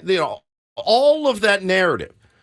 And that narrative may prove to be right. I can't sit here and say with any authority that it won't be proved right. To be honest, it would be my natural reaction to go, okay, here we go again, right? That would be my first. Now the guy could be a world beater. He could absolutely. This could be the next guy that is on the fast track to success. I've managed a lot of games in my mind. Oh, no. I have now he's been in the dugout. He knows these guys really, really well. Knows the organization. Him and AJ have been tight before. So I can't sit here and say it's the wrong decision because, well, I mean, I thought Bob Melvin was unequivocally the right decision, and he's now the manager of the Giants. So what do I know, right? And he deserves a fair shake if it is him. It would make me more comfortable as a fan to have Mike realize that your comfort level is irrelevant. Absolutely. In this situation. 1,000%. But I do feel like I speak for more than just myself when I say that. I do, just based on what I've seen, based on what I've heard. Yeah, there's a faction of fans that are like, hell yeah, let's go. Flaherty, young, hungry. Oh, great. Okay, you can sell me on that as well. You're objective, though. If I told absolutely. you could have Ryan Flaherty as manager or Skip Schumacher as manager. Skip Schumacher. But Ryan Flaherty will have more success over the next 3 years than Skip would have. Crap. You'd go with Ryan Flaherty, right? Yeah. Yeah. I mean, it doesn't matter. It You'd doesn't be a matter. moron not to. It doesn't matter who the name is. You want the guy who's going to end up having the more success. Yeah. Obviously, given what we don't know, we both want Skip Schumacher in there because we love Skip and correct. We believe in him. But there's no reason that we know that Skip would be successful here. If you told and we me, don't know that Ryan wouldn't be successful here. If you told me Friar Phil would win a World Series, Yeah. I'd say sign him up. Okay? I mean, what are we talking about here? I want somebody that's going to win. I want somebody that this stuff's not going to come out of the clubhouse anymore about we quit and we don't get what we need. I don't want to hear that in the year 2024. I don't. Unorthodox choice, but Hacksaw as the next Padres manager. If he could win the World Series, I'll get on board with it. Absolutely. Kendry Morales with a home run. Vladimir Guerrero had key hits along, along the way. And the Angels batting order. Or the Padres.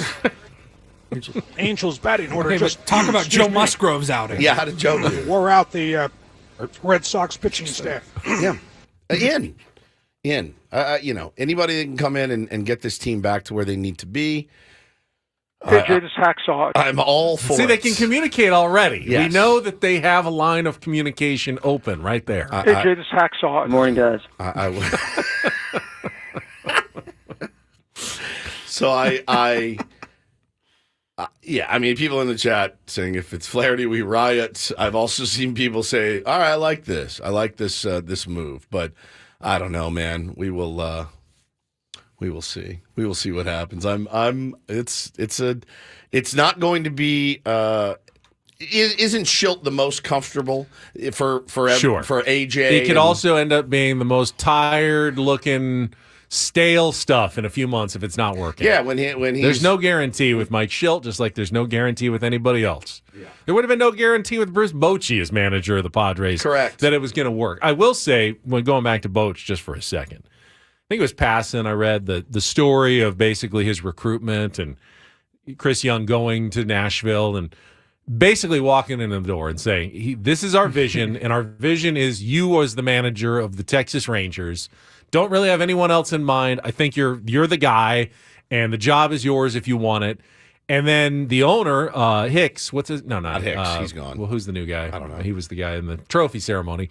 He says, Boch, is there anything that I can do to convince you to do this, to make it easier for you? Boch says, well, I got this big ditch in front of the house here that, I can't get filled. It's like, I don't know, it's like 15 feet deep, and it was like 50 yards across. I don't know why it has a big ditch. Says done, and brings all this backfill material and fills Boch's ditch for him, so he doesn't have to worry about that and can just take the job as manager of the Texas Rangers. The next time I negotiate a contract with Adam, I'm digging the biggest ditch in front of my house and be like, I'll sign, but you got to fill my ditch. Wait. I want you out there with the shovel. Filling it in for me. Yeah, how bad do you want me? Come fill the ditch in front of Is that my a test? Did Boch test them? Like what a power move. Bad I enough did not to hear fill about my this ditch? ditch. Yeah, they filled his ditch for him. I always pictured Boch as like Lou Brown, like, I don't know. I got a guy on the other line about some white Sounds balls. like talking about this is a job in Major League Baseball. You get a chance to manage the Texas Rangers. I don't know. I You feel have this it. I ditch see to fill it. in. Shut up, Dorn. My wife's been after me to fill this ditch. And the guy's like, I will fill the ditch right now if you sign. That's incredible. Actually, it was a Buster only piece, but yeah, Boch had a... My kind of team, Charlie. It's my kind of team. That's incredible. That's incredible. I had no idea about the ditch, and I'm madly in love with that. Feeling again, because we just signed a new deal, I feel like we didn't ask for Adam to jump through enough hoops, right? So here we go. There we go. We will see what happens in the next few days. I do think all the interviews are done as far as we know, right? Everybody do we have any? I mean, they could be I would almost certainly guarantee they've brought in a couple of secret people we don't know about at this point. I bet we haven't heard the complete list of. Yeah, I don't think it's just Schilt, Flaherty, Niebla, and Gill. My guess is they've brought in at least a couple of people quietly that have interviewed for this job as well. Okay. Will we ever know those? If they don't get hired, we may never know who those names were. It will be. What if it's just a massive, massive surprise? It will be hysterical. Like Jay Stingler was. But even with Jay Stingler, I had time to say who the fudge is Jay Stingler before he was hired. Yeah. Okay. But there are always last-minute plot twists, at least in most searches. All right, we are halfway home. We got a lot to get to in the second half of Ben and Woods, including our friend Craig Elsten. Trevor May is going to be with us to talk baseball. We're going to give away one more pair of Chris Stapleton tickets. Second half of the show as well. Stick around for more Ben and Woods here on 97.3 The Fan.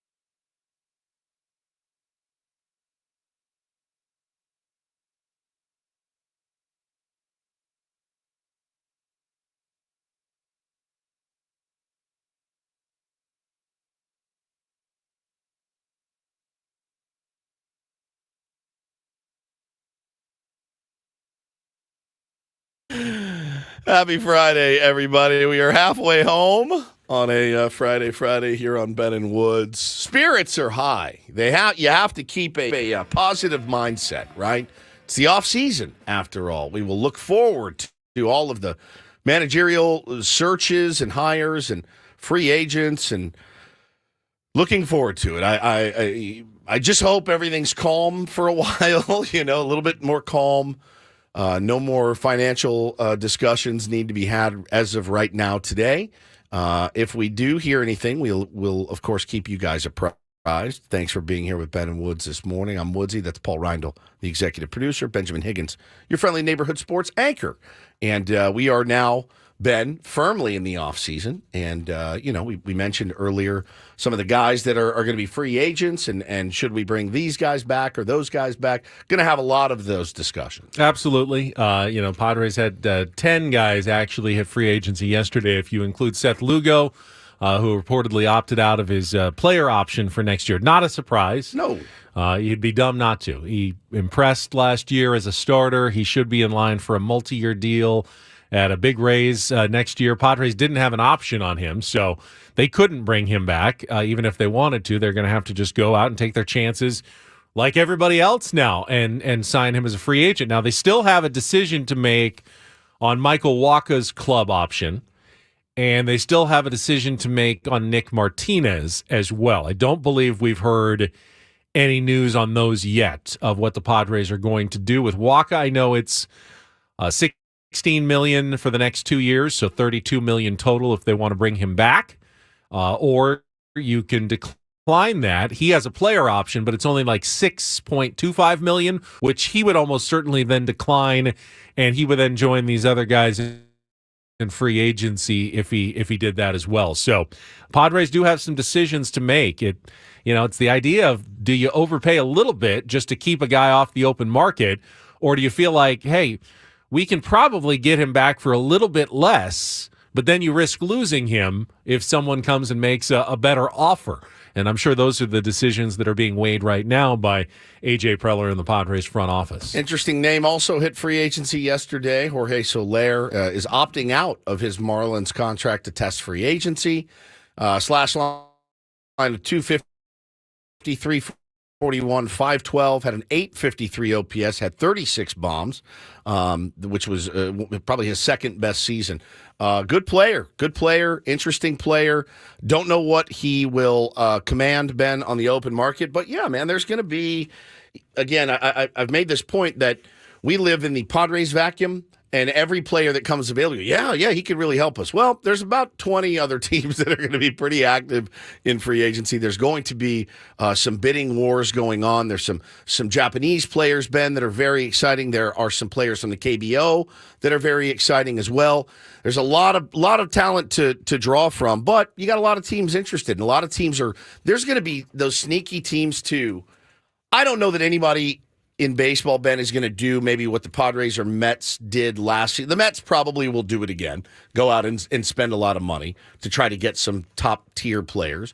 There will be a team out there that says, Arizona Diamondbacks are a great one. I saw a quote yesterday from their owner that said, essentially, we got a really nice windfall from this postseason and World Series run. He actually even said, more than we were expecting or had imagined, and we are going to spend that money. So you're going to have teams that say, all right, man, let's look at the other teams in our division. Where are they?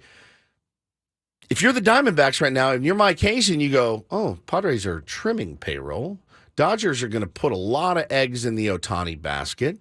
The Giants are going to make some moves. The Giants, I think, are sneaky in the weeds right now, going to be spending some money with a new manager.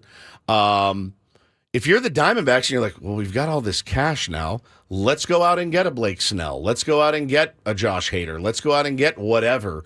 They're going to spend some money too. So you can't just live in the Padres vacuum and go, we need Soler and we need him, because there's a bunch of teams going to be after him. Yeah, if I'm the Diamondbacks, I'm definitely looking to add pitching depth, starting pitching depth. I mean, yes, they got to the World Series, and Brandon Pfaadt, you can probably expect him to take a step forward next year, but for a regular season, you need a deeper rotation, and they didn't have much beyond the first three guys there.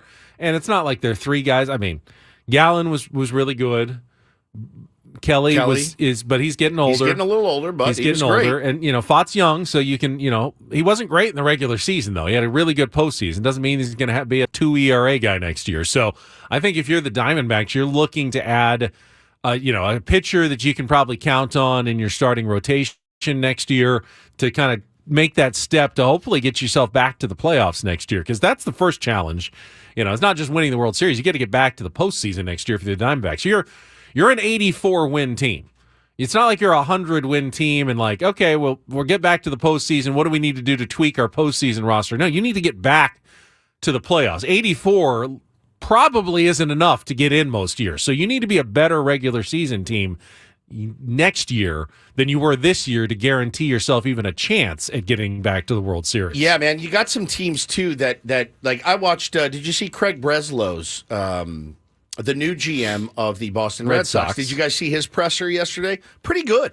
I didn't. What did he say? He said, he goes, look, and I think he's a Yale guy, or he's one of the Ivy League guy. He's definitely Ivy League. So he says, look, I know many of you out there in the press look up here and you see, well, a nerd from the Ivy League. He goes, that's true. He goes, but I'm also a World Series champion for the 2013 Boston Red Sox. I know what it takes to win. I know what it takes to win in Boston. My desire to compete is as strong as it's ever been. I want to win. Dude, does anybody really think the Boston Red Sox are going to be content with finishing dead last in the AL East again? No. So they're going to be in on guys. I mean, it's going to be a frenzy. It's a copycat league, and give the Red Sox credit. They copied the Texas Rangers before the Rangers even won the World Series by hiring a former player, Ivy Leaguer, as their general manager, just like the Rangers did with Chris Young. They've had success. Other teams are going to be looking at it. I don't know how many players are out there that have had success in the big leagues as Ivy Leaguers. Well, Will Venable, Chris Young, Craig Breslow. But it's funny, too, because, they're not going to want to stand pat. They are going to want to go after some of the biggest names. They got to get the ship righted. And it's funny, Ben, because Craig Breslow, if you're being honest with yourself, he was about their fourth choice. They had a bunch of guys turn down the job, and a woman, Cameo, turned down the job to be the GM there in Boston, declined an interview as well. So sometimes, man, like that could be the right fit. And I saw nothing but accolades for his initial presser yesterday. Talking about, hey, we're going to be but you can say all that as a GM. You have to have an owner that's willing to stroke the checks at the end of the day and give you what you need to win. But he definitely won his press conference yesterday. Don't forget, we got some Chris Stapleton tickets to give away in the second half of the show. Paul, you want to do the sounder one last time? I feel like that's the best way. Yeah. To just, make everyone tune in and listen until they hear a Chris Stapleton sounder. And then when you hear it, you call in at 833-288-0973. You can win 2 tickets to the show that's coming to Petco Park next year, March 2nd. Tickets go on sale this morning, though, at 10 a.m., less than 2 hours at Ticketmaster.com for Stapleton. But you can win a pair before 10 a.m. right here when you hear... And fire away. And when you hear fire away at the phones, 833-288-0973. Win our last pair of Stapleton tickets before they go on sale at 10 a.m. this morning at Ticketmaster.com. Got Craig Elsten joining us at the bottom of the hour at 8:35. Trevor May, former MLB pitcher who retired, but always interesting stuff, social media and otherwise. We'll get his thoughts as well on the wrap-up of the World Series and more. We've been kind of chasing him around for a while. It's always... Did we have him on once, or is this the first time? First time. This is the first time we've had him. I thought maybe you guys talked to him on a day I was off at some point. Nope. But this will be the first time. Recently retired MLB pitcher. Yep. Just started a newsletter. He's had good commentary throughout the playoffs. Yeah, he did like a watch party. He's the one, if you're not familiar with him, we played audio of him 3 weeks ago probably. Going off, he went on Twitch and was streaming and hanging out. Had just retired from the A's, by the way, and he went on a rant about the A's ownership and how awful they are and how much they screwed that city and the fan base. Like he's fun, man. He's entertaining. And I'm looking forward to having him on the show. I'm very excited about Trevor May coming on. You never know. It's our intro to him. Maybe is a guy we get to have on from time to time. So I mean, as he's building his next thing and his next media career and things like that. He's really. I watched a couple interviews with him. Really savvy, really savvy guy. So I hope he kills it. Robert Stock vibes from him a little bit. Yeah, Bob Stock is. I still enjoy following him on Twitter. He's got good stuff. Former Padre pitcher, fellow Husky gentleman like myself, like all of us, except for Ben now. Fellow Husky guy like me and you, smart Paul. Dude. His the game. His commentary during the game, I'm like, blows my mind every time. So he's really good. I was looking up Trevor May yesterday after we booked him, and he had like a long thread on Twitter, and it was like, how would I approach Adolis Garcia? How would he get Adolis Garcia out? It was really good. Really good. I have a dilemma. Okay. And I don't know how to handle it. Because I don't want to come off seeming Viagra. like a jerk. No, that's not a dilemma. Therapy. That's more Viagra. Actually, Paulie, that's a condition. After a while, it stops working. Stops working. I know. I've heard what say you that. need the blood to push through. West Coast Men's Health. Because I feel like I'm gonna look bad here when we come back. Let's break a little bit early. I don't know what this is, and I'm sick to my stomach. I feel like you two are also going to look bad. Oh, good. And we're all going to look bad. That. When I'm going to bring up. I don't just a like. second. Why don't you just go home? For I the don't day? like when he springs things on us. Is this how he feels every day? Oh, no. Well, I've been waiting for something for 2 hours and 12 minutes, and it hasn't happened yet. NFL talk? We'll come back next. Ben Woods, check of traffic. Be right back here on 97.3 The Fan.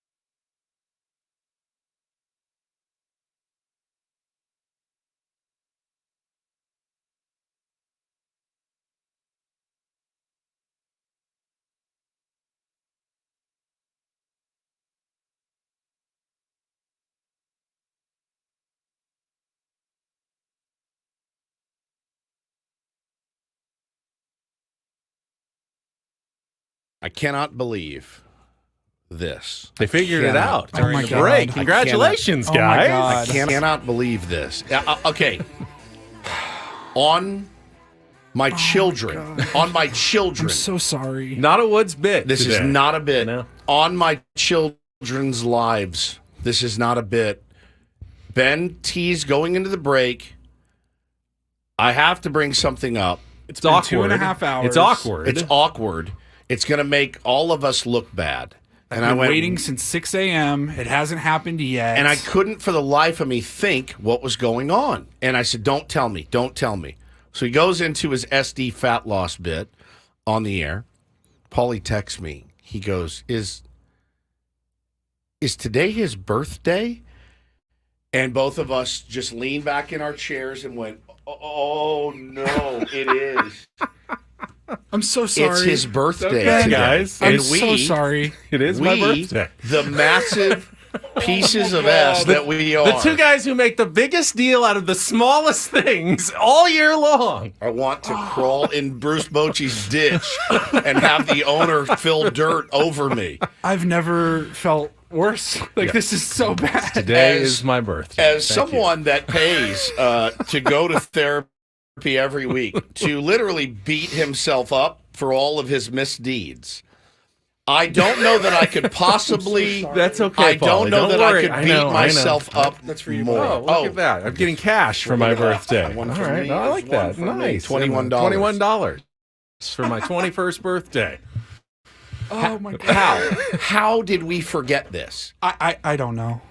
I don't know. And again, on my kids, guys, this is not a bit. I legitimately didn't even think about You it. know how you just said it. Woods and I will make I was, mountain made out of a mountains molehill. out I was a little worried I'd show up this morning to like dancing girls and something Like, that was you going to think make we me wouldn't very have- uncomfortable. You remember Ben Appreciation Day from Yes. like 4 years ago? We had a Buddy, masseuse. you hadn't seen nothing Yeah. until. I'm so sorry, Ben. That's okay. I can't I'm all believe right. this. No gifts, no cake, no nothing. Not even not even the symbol. Happy birthday, buddy. When he walks in the door. Oh my God. Paulie, we are self-involved. We are turds. Selfish jerks. Selfish a-holes. Everyone does it. You I need can't to go to remember therapy now, everybody's I- birthday all the I time. gotta hang on. I'm gonna do this in the calendar. Oh my God, Ben. Okay, let's see. I'm gonna look at my calendar. It's not even in my calendar. So That hurts. That's Then- definitely, not there to remind you. Son of a bitch, I don't have it either. All right. So he said earlier in the week, "Yeah, this will be great. We get to play golf on my birthday." And I said, and it was like Monday. Yeah. Oh yeah, your birthday's Friday. And I couldn't remember it, and I didn't remember it because I'm a self-involved piece of trash, which I. You got 2 kids, busy life. Paulie's doing a million things. I don't mind. So he said- it's not a big one. I'm 48 today. He said I was on my phone. People kept texting me "Happy birthday." I'm like, "Yeah, but you're always on your phone in the middle of the Fair- show." fair so enough, fair I enough. didn't think of anything. Oh, I'm so sorry. I really am. I feel like I feel terrible. And that's the best birthday present I think I could have ever gotten. He said, What kind of partner am I? we are just monsters. I have something I can lord Forever. over Woods. Forever. It's the best gift I could have In gotten. 2030, he can go, "Hey, remember that time you forgot my birthday?" No, I've got it forever. You forgot my Now, birthday. you said Adam texted you? Adam texted me right at the beginning of the show. Yeah, said immediately happy birthday, and I did say, they haven't said anything yet, so don't tell them. I just want to see. Maybe He it'll come. struggles Maybe along. it'll come to them here and at some point. But Drinking his birthday Starbucks. maybe they have a surprise, and I don't want to ruin it. And I got my free coffee this morning from Starbucks for my birthday, and it's nice. I enjoyed that. So thank you guys. I am speechless. I'm so sorry. I don't know what to do. It's not. It's. I'd be so mad. I would be so hurt if you guys didn't do anything for me. I don't need gifts or anything. I don't either. A simple happy. We could have done the whole Foreplay segment on your birthday, birthdays in general. And what did we talk about? Nothing. Just one big circle J in the open. We didn't even mention his birthday. We talked about the Princess Bride. Oh my God. I'm so mortified I could die. Ben, I'm so sorry. I know the round of golf is covered today, but we will play. Now, do you want the pity gifts sitting around? No. I just gave you $20. No. No, I just want to be able to hold it over you forever. I want to. Can I buy my way out of this? You can't. No, I don't think so. I don't want you to.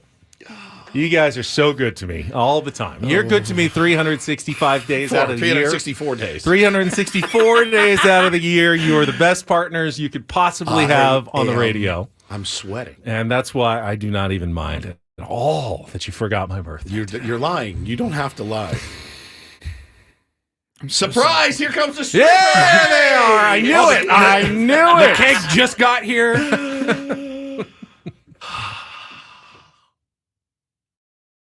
I don't. Maybe they didn't get a cake because they know I've been losing weight, so they didn't want to tempt me with like donuts or cake or something. It was very thoughtful of both of you. I don't know how to carry on for the hour and a half that we have left. I really don't. Well, you can let me talk some basketball or something. It's like a birthday present. Whatever. Oh, did you see Wembanyama last night? 38 points for the big drink of water last night. It's like fourth game. He's amazing. I did not see it. I know you didn't. I will take your word for it.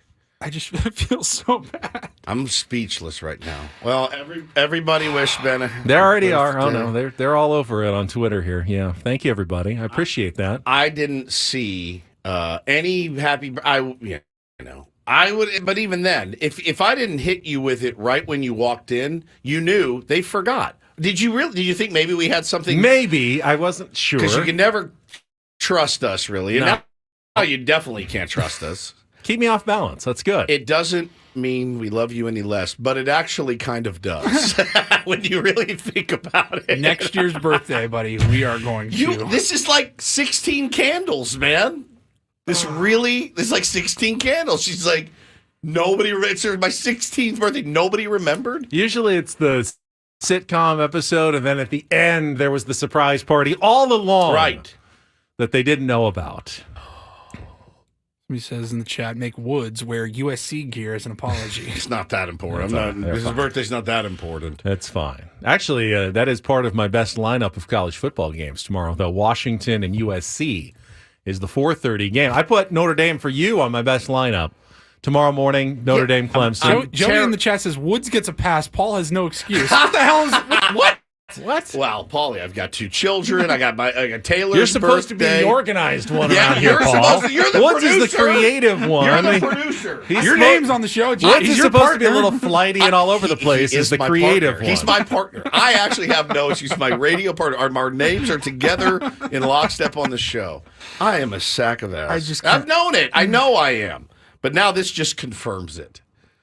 It's always a weird week. It's always Halloween week, and everyone's kind of distracted. And then Paulie's already putting up Christmas decorations. My son's birthday is on Monday. Yep. It's just a lot of things going on later in the year. My birthday's... Your mom is probably so mad at us right now. Thanks for the reminder, Kim. She says when the show opened and no one mentioned, I assumed he'd ask you not to say anything. Which makes sense for me. Don't make a big deal. No, that's not what happened, Kim. We're just jerks. No, Don't make a big deal out of it. Absolute clowns. It's just another day. It's a construct in our minds, like, doesn't really matter, I swear to God, when you teased that, I thought you were going to come back and be like, we haven't even talked about Thursday Night Football. And I was going to jump across the table at you. This is way worse. It wasn't that good. How long have you all been doing this together now? 5.5 years, actually. 5.5 Coming up on 6 You've years. never forgotten it before. You were always on top of it in the past.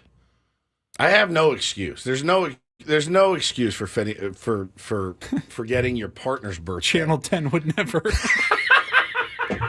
God. No, Channel 10 did. We actually had a cake last night for someone else.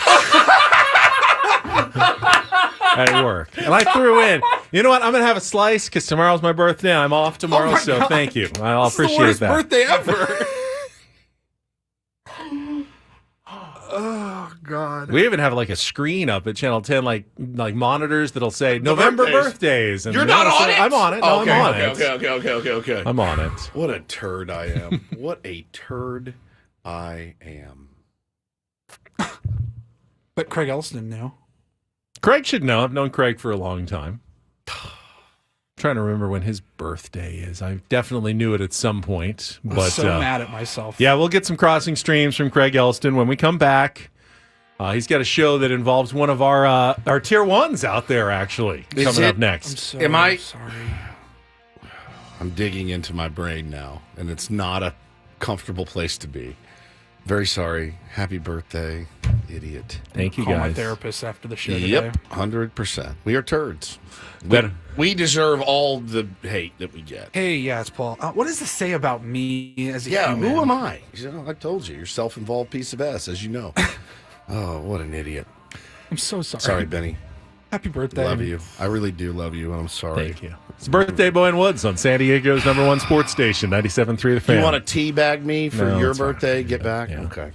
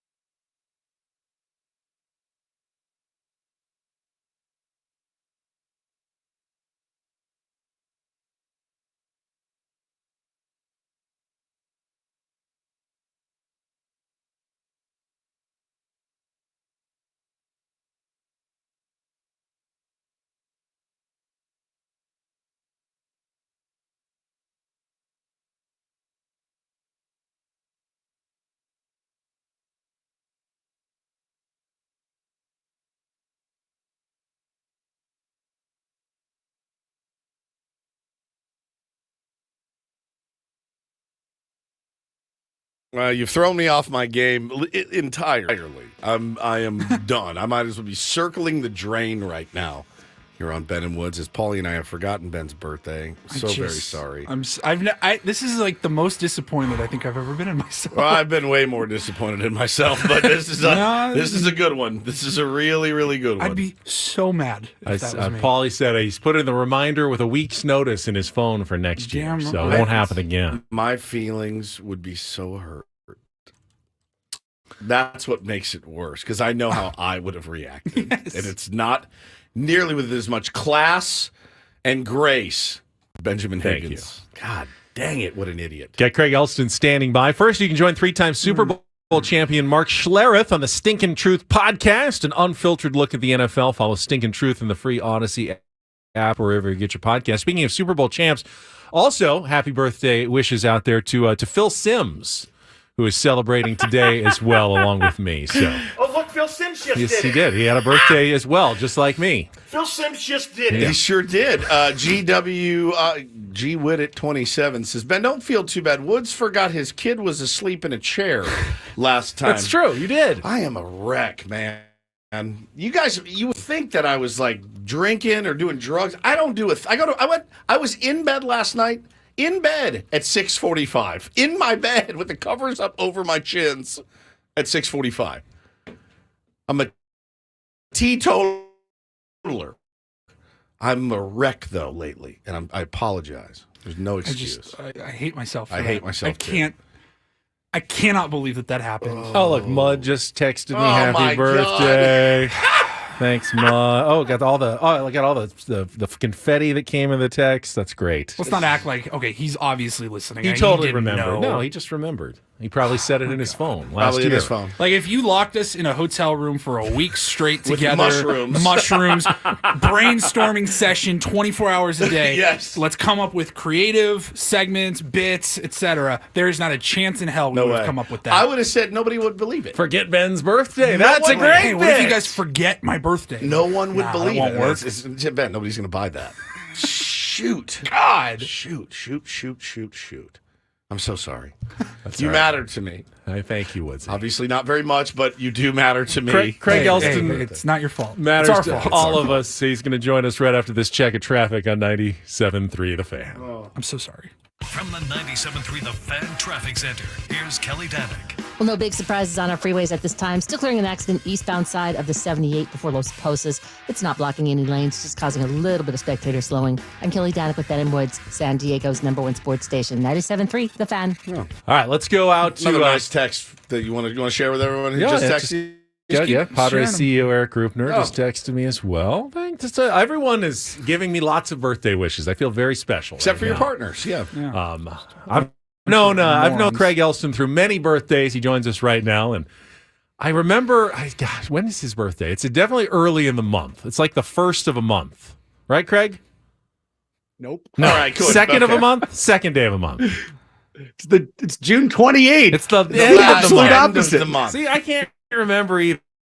So it's close to the first day of July. It's very close to the first day of July. That's right. What was that, near. Craig? You do usually remember to text me though, and I appreciate that. At some point. It's probably on my phone.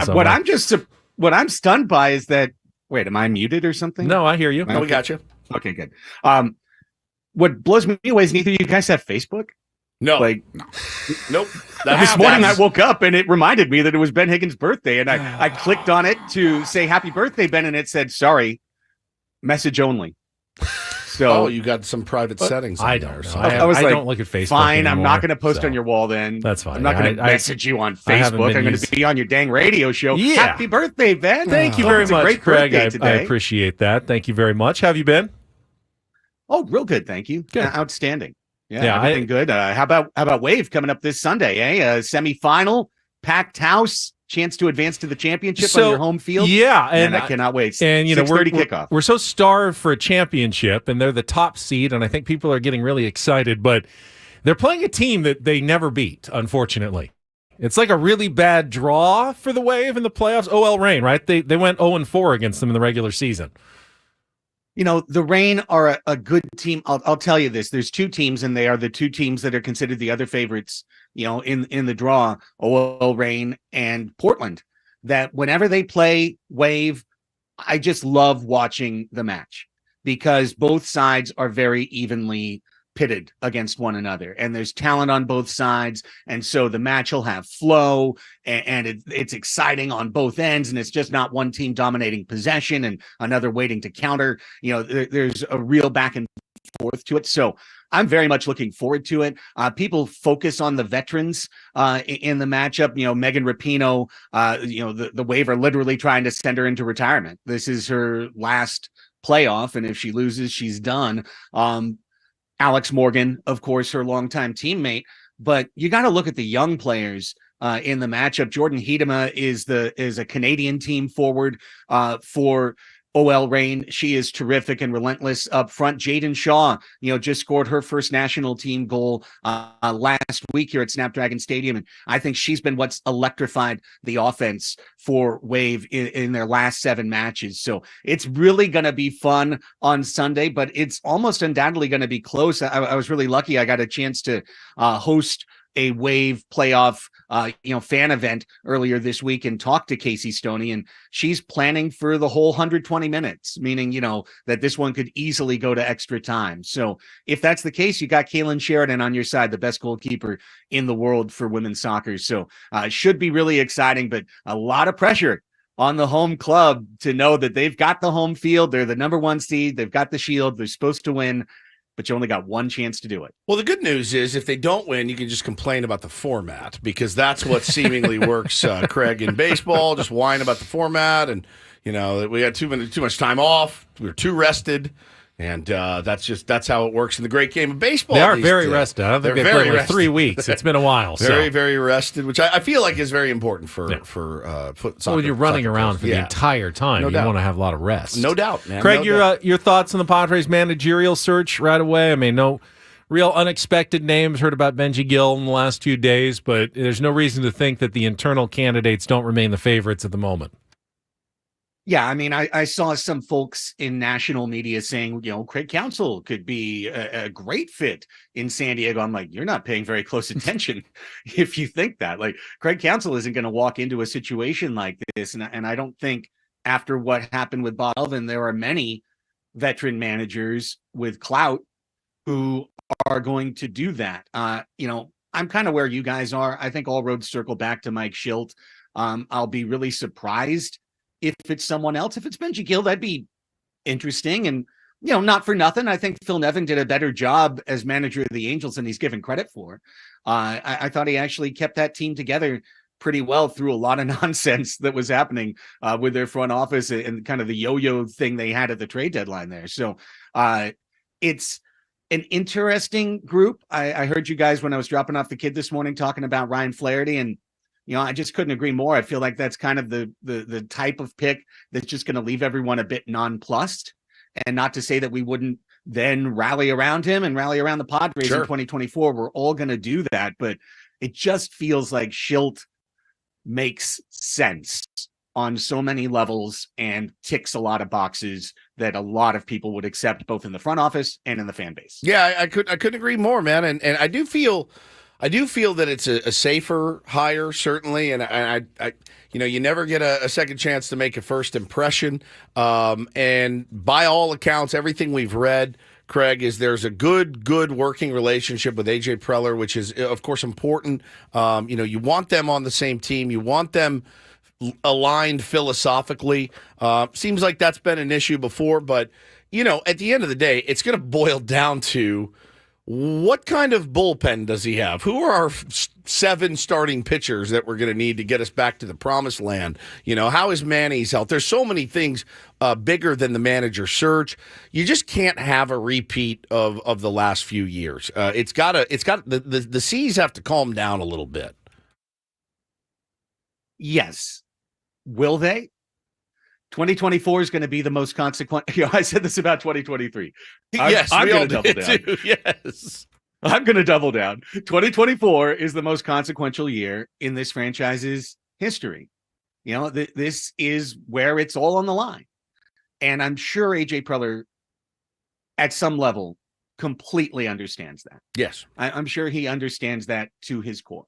So how is that going to translate in terms of the transactions that are made? You know, I've been critical of AJ a number of times on a number of fronts. He's a mixed bag. There's no question about that. And there's certain elements maybe of his culture that make him very difficult to work for. He's pretty good in the winter when it comes to acquiring talent. Absolutely. I'd say that's probably one of his top strengths beyond scouting, beyond, you know, finding these guys, whether, you know, it's Salas on the way up or perhaps DeVries, who we've heard the Padres linked to, that could be that next guy that's coming up the chain. And in the winter, he makes some really savvy moves and some smart trades. His deadline trade history is really, really poor, like really poor. It's like a net negative across the board. So this is where he does good work. And this is where he's got to do such good work, because there's a lot of decisions to be made. Do you bring back Waka? Is Martinez willing to come back at $8 million? What are you going to do for that 5th slot? What are you going to do for that 6th slot? How much can you count on from Darvish and Musgrove next year? That was the topic of this week's Padres Hot Tub Show. And we were trying to figure out the standard deviation of his innings. And, you know, it's about 150, 140. If you looked at the statistical mean for what you could expect from those guys next year. Padres need 170 from both of them at the bare minimum to have the rotation they need. So a lot of questions. It's going to be a lot of fun to break it down over the offseason. Hopefully answers we like. Talking to Craig Elsten, our friend here, we'll get his Crossing Streams recommendation in a moment. I want to agree with something you said. You mentioned A.J. Preller understands what's at stake here, because I do think there's a segment of the fan base that goes, what does AJ care? He's got Peter Seidler's love. They can do no wrong. What does it matter? He doesn't care. You know, he absolutely does. This is his life and legacy. And if he goes down in flames, whether he's fired or not, you know, he doesn't want to be remembered as the GM who wasted $1 billion on a team that made the playoffs once and had one okay run to the NLCS. His entire legacy is on the line here. He absolutely understands what's at stake. I have no doubt about that. Yeah, no, I think people give a pass from 2016 to 2019. I've seen that written and said. I've heard it said a lot. I think it really bears repeating that the design was for the team to win through that period because of the moves made in 2014 to set up 2015, and it failed so miserably that they had to tear it down, and it led to a kind of a guaranteed 4-year turnaround, which didn't have to be the case. Trey Turner was right there, back in 2014. So I don't give him quite the pass on that some other people do when they say, well, really, they weren't trying those years. That was by design of failing in 2015 that they weren't trying those years. Nonetheless, good GM, tough to work for, picking up his 6th manager. And, if he has to pick one after that and Schilt is the guy in the middle, we'll have a Schilt sandwich and we'll just have to eat it. I can't wait. It's got to be Schilt. I need the puns. Also, I'm desperately in need of something to watch, Craig. Like I'm at the dregs of everything right now. So I need your Crossing Streams recommendation for this week. Will I like it? I hope I do. I've got one for you, and I think you're going to like it. And I know once I start telling you about it that you're going to jump in. And I'm going to recommend today Neon, which is a new series streaming on Netflix, a comedy series streaming on Netflix, half-hour episodes. I'm into episode 6 right now. I believe that there's 8 for the full season. I should have checked that. But this is the creation of Shea Serrano and friend of Ben and Woods, Max Searle. Oh, yes, our buddy Max. I love both of those guys. I don't know Shea Serrano personally, but I'm a big fan of his work. Absolutely. Shea Serrano is such a terrific writer and is really well known for his NBA work to a large extent, one of the biggest Spurs fans in the world as well. But he's been a prolific writer and actually, showrunner, creator for the last couple of years. And this show with Max Searle, who was, of course, one of the big writers, producers of Dave, a show that we all loved on Hulu, and Woodsy, you and me especially, I think, that just had its 3rd season at the beginning of this year. Neon follows a different route, but it's really a lot of fun. And it does have a musical tie-in as well. So maybe that tie from Dave to Neon counts. We're following Santi and his two friends, Felix and Ness, who are upcoming and aspiring reggaeton performers. Santi is a reggaeton performer, and he's at the level of he's had one YouTube hit. Like he's got one song that people are kind of singing as he and Ness, his manager, and Felix, who's his kind of creative guy, his video guy, move from Fort Myers to Miami to try and ply their trade. And they're met early on by who they think is somebody that's going to sign them up at an agency. Mia, she's actually the assistant at the agency. She has no clout, but she's trying to move up in the business herself. That's kind of the early setup of the show. Is Santi trying to find his way in the music world? With any type of sitcom situation, comedy ensemble situation, I always say give a show 3-4 episodes in order to kind of let the characters mix and let you start to understand what their vibes are. I would definitely recommend that with Neon. And also about halfway through the season, there is a new character introduced. I won't spoil it, but she's a famous actress. And what she does to the show, she increases it in a way that is both fast and furious. So, I really, and I texted this to Max the other night, like when she joins the show, I feel like it takes off like a rocket. And really starts getting into some weird and very, very funny areas. And Neon is a show. Hang with it, and I think you'll really, really like it. It's one of these shows that because there hasn't been a lot of, because of the actor strike, there hasn't been a lot of promotion around Neon. And there's some big reggaeton stars like Daddy Yankee that are in the show that haven't been able to get out there and beat the streets about it. So I'm beating the streets about it. For Max, Neon is a fun show. Give it a chance. Watch a few episodes. They're only 25, 28-minute episodes, and I think you'll be hooked. Beautiful. Love it. Very nice. All Greg, in. Appreciate it. Thank you for the happy birthday wishes, and you have a good weekend, and we'll talk to you next week. We can't say anything. Everyone's going to wish you a happy birthday. Yeah, now they will. No one would now forget. they will. Yeah. Craig Elsten, everybody. And what's the Woods? Can you explain the difference between reggae and reggaeton? I cannot. Okay, I cannot. Nope.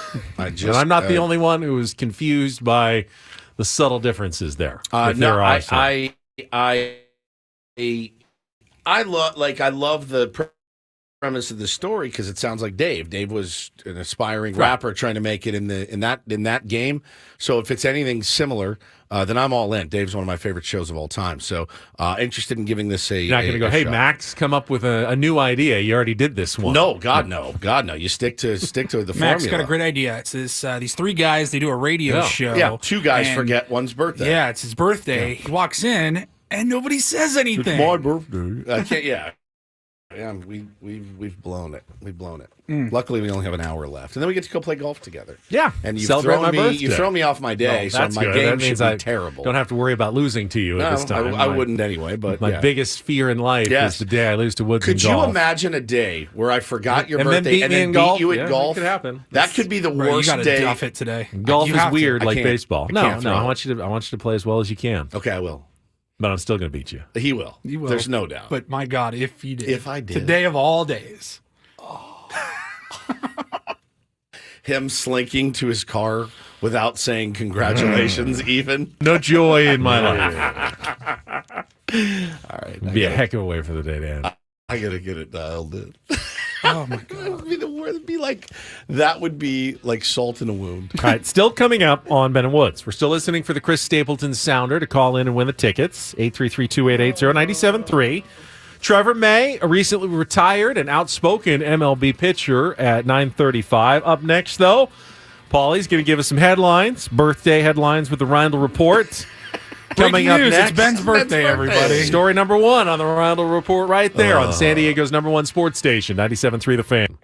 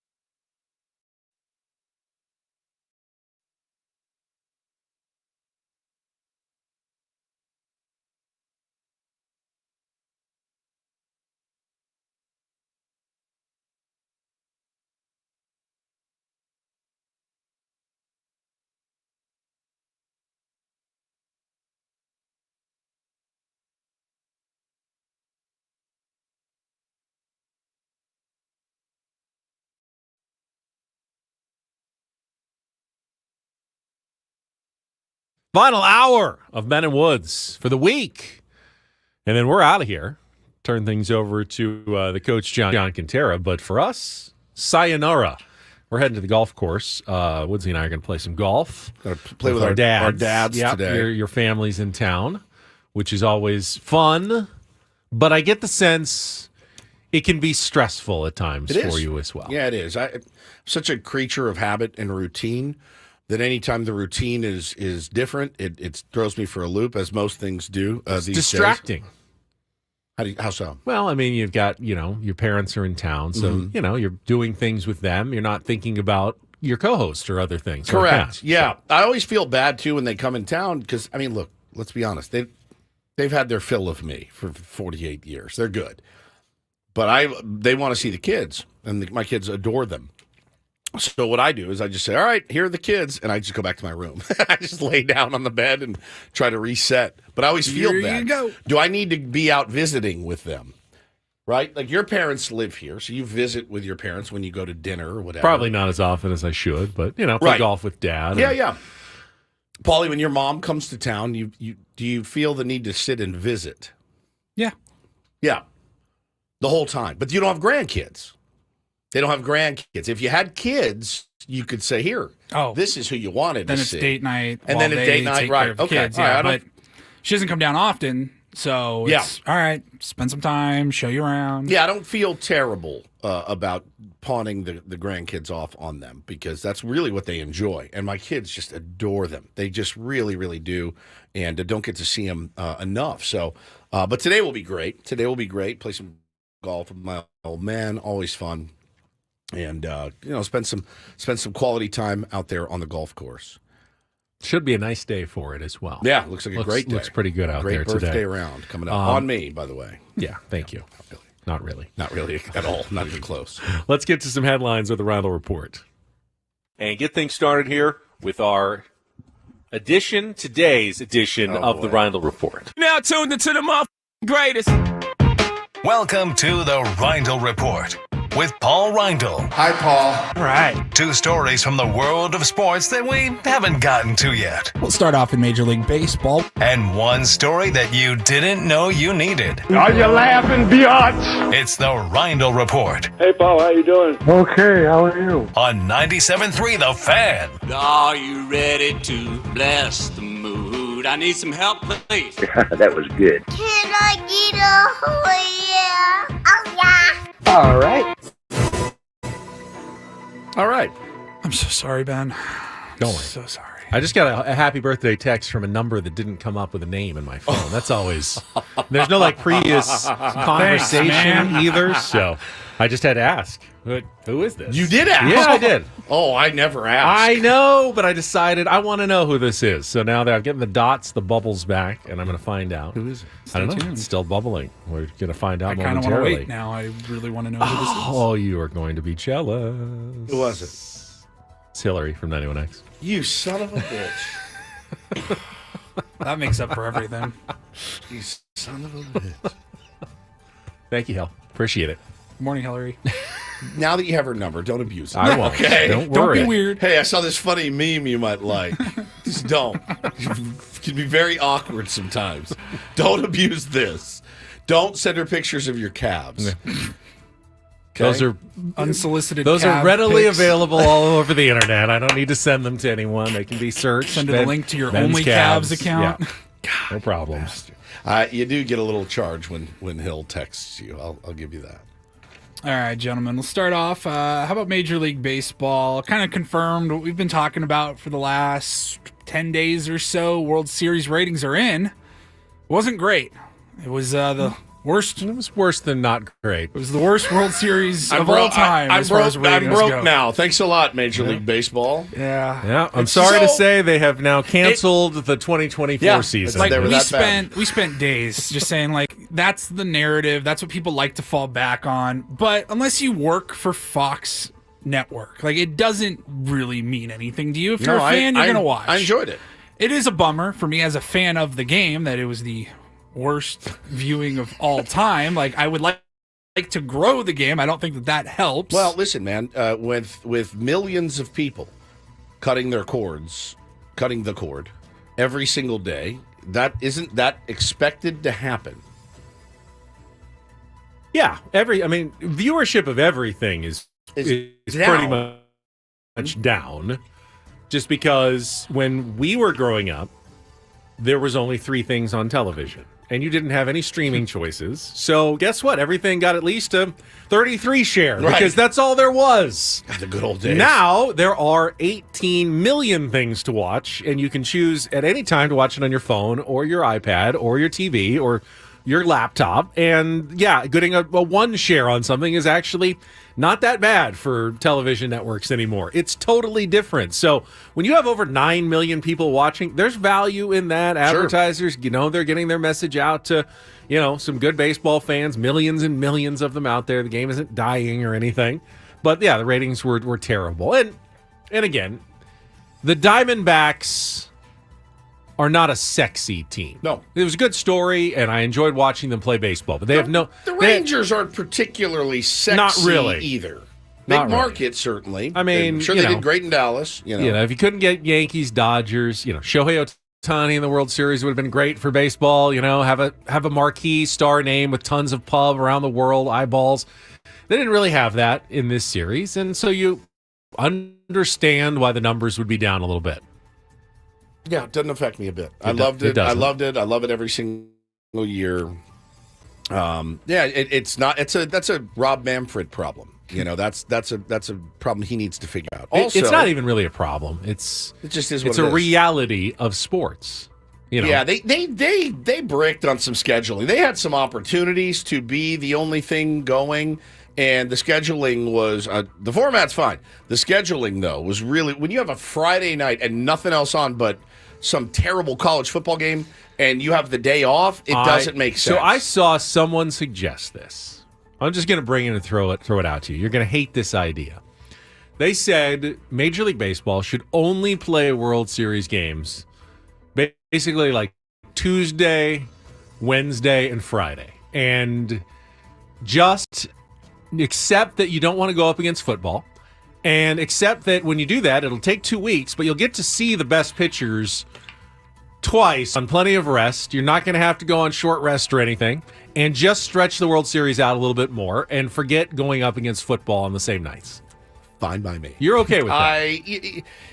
I feel like the playoffs go on long enough that you're stretching even more off days. Is kind of ridiculous, but I saw it suggested. You can't get enough playoffs as far as I'm concerned. Should let 20 teams in. Just give me more. We love the old, Zach Wheeler's warming in the bullpen. That is something that everybody just gets so fired up about every year. Coming out, he just pitched 2 days ago, and he's coming out to try to shut it down. You'd lose a little bit of that.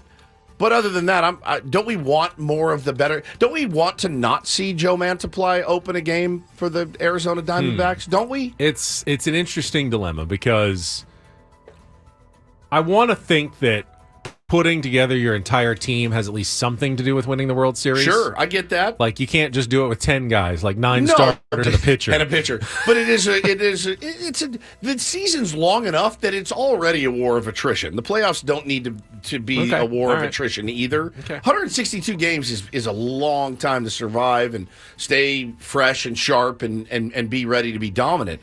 I actually am not opposed to that because again I found myself on a Friday night with nothing to do and nothing to watch in the early stages of the world of the playoffs where there were still plenty of teams, nothing, just bare on a Friday night. You can get your audience right there, but so I'm not that mad at it.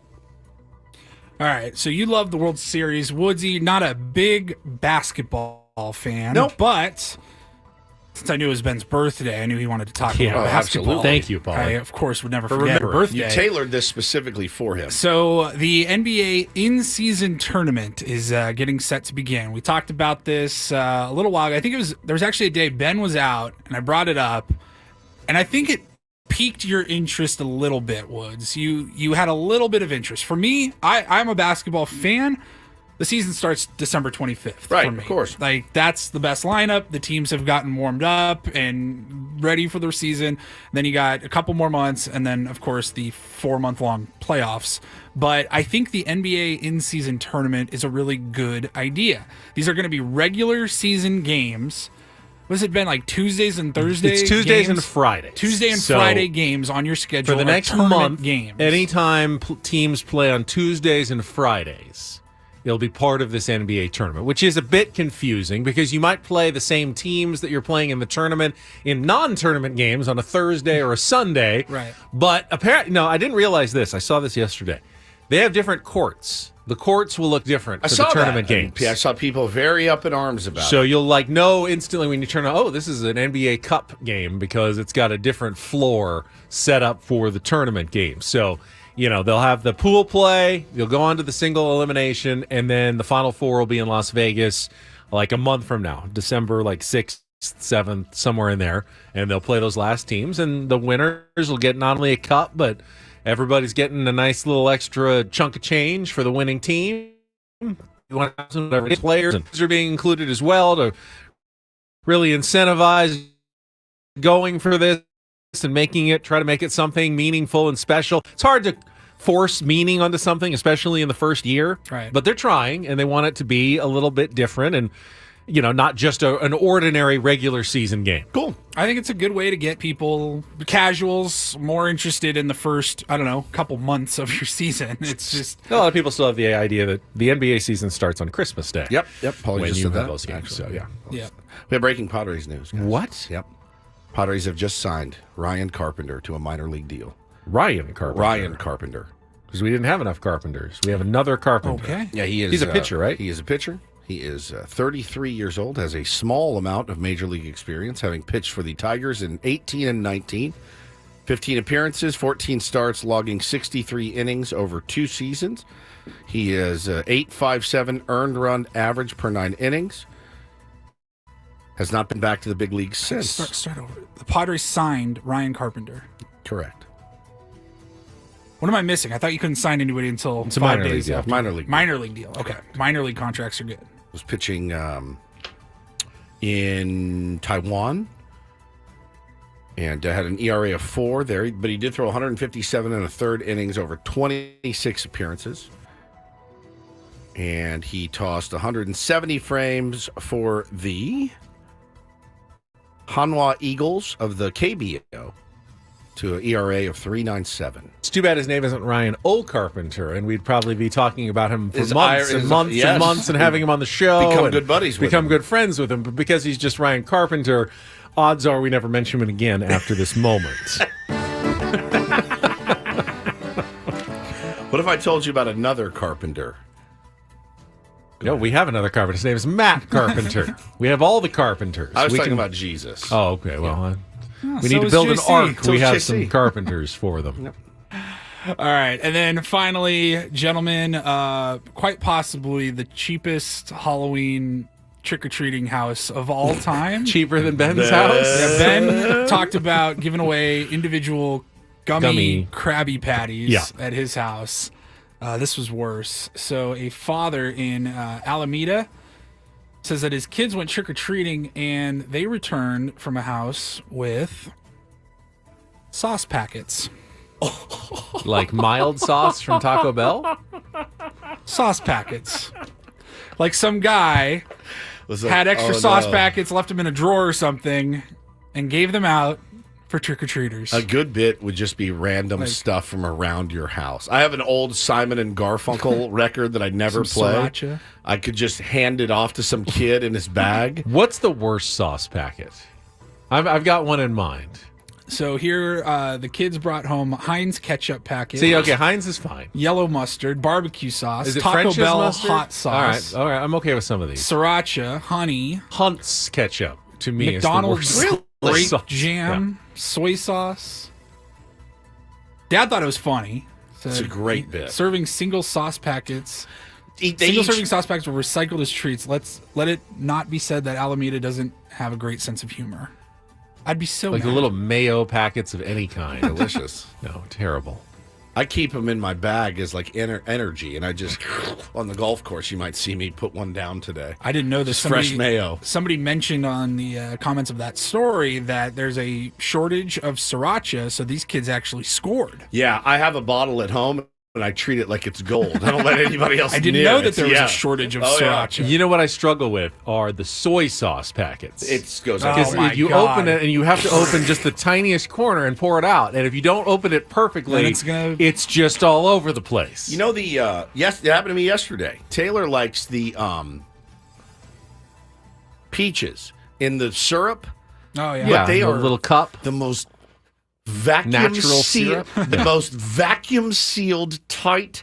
He hands it to me. I go, yeah, and I go and I open it, and the syrup goes all over my shirt, covered. There wasn't an ounce of syrup left because You're trying to open it gently, but then it won't. And then then you're trying. Then you rip it open and covered then in syrup yesterday from those peaches. sticky peach syrup. Yes, dude. Yes. So that's my beef. Can you guys tell the difference between regular soy sauce and then the green, the low sodium soy sauce? I don't really like soy sauce, so I don't really. Yeah, I don't really. I like use soy it. sauce, but I don't think I could tell the difference. So I always go for the low sodium. Sure. It makes you feel a little healthier. I can't tell the difference either, but I feel like it's wrong. I mean, soy sauce, you're trying to add that salty flavor. Yes. And then you're not adding the salty soy sauce. I didn't get it. I don't get it. Less salt. Less salt is better. Yeah. Okay. Thank you, Paulie. You're welcome. Sauce packets. Yep. Yesterday was chaps. Today is sauce Assless packets. chaps. Assless chaps. Let's do this. Let's do Flubs of the week in our next segment, Ooh, so we I have like plenty that. of time for Trevor May in our final segment of the day. Hey, all right. What was that? You should know what that means. I know. So what I don't that need to means. say anything right Do now. you, the listener, know what that means? We'll find out. We'll be back after a check of traffic here on 97.3 The Fan. Call now. Ooh, yeah.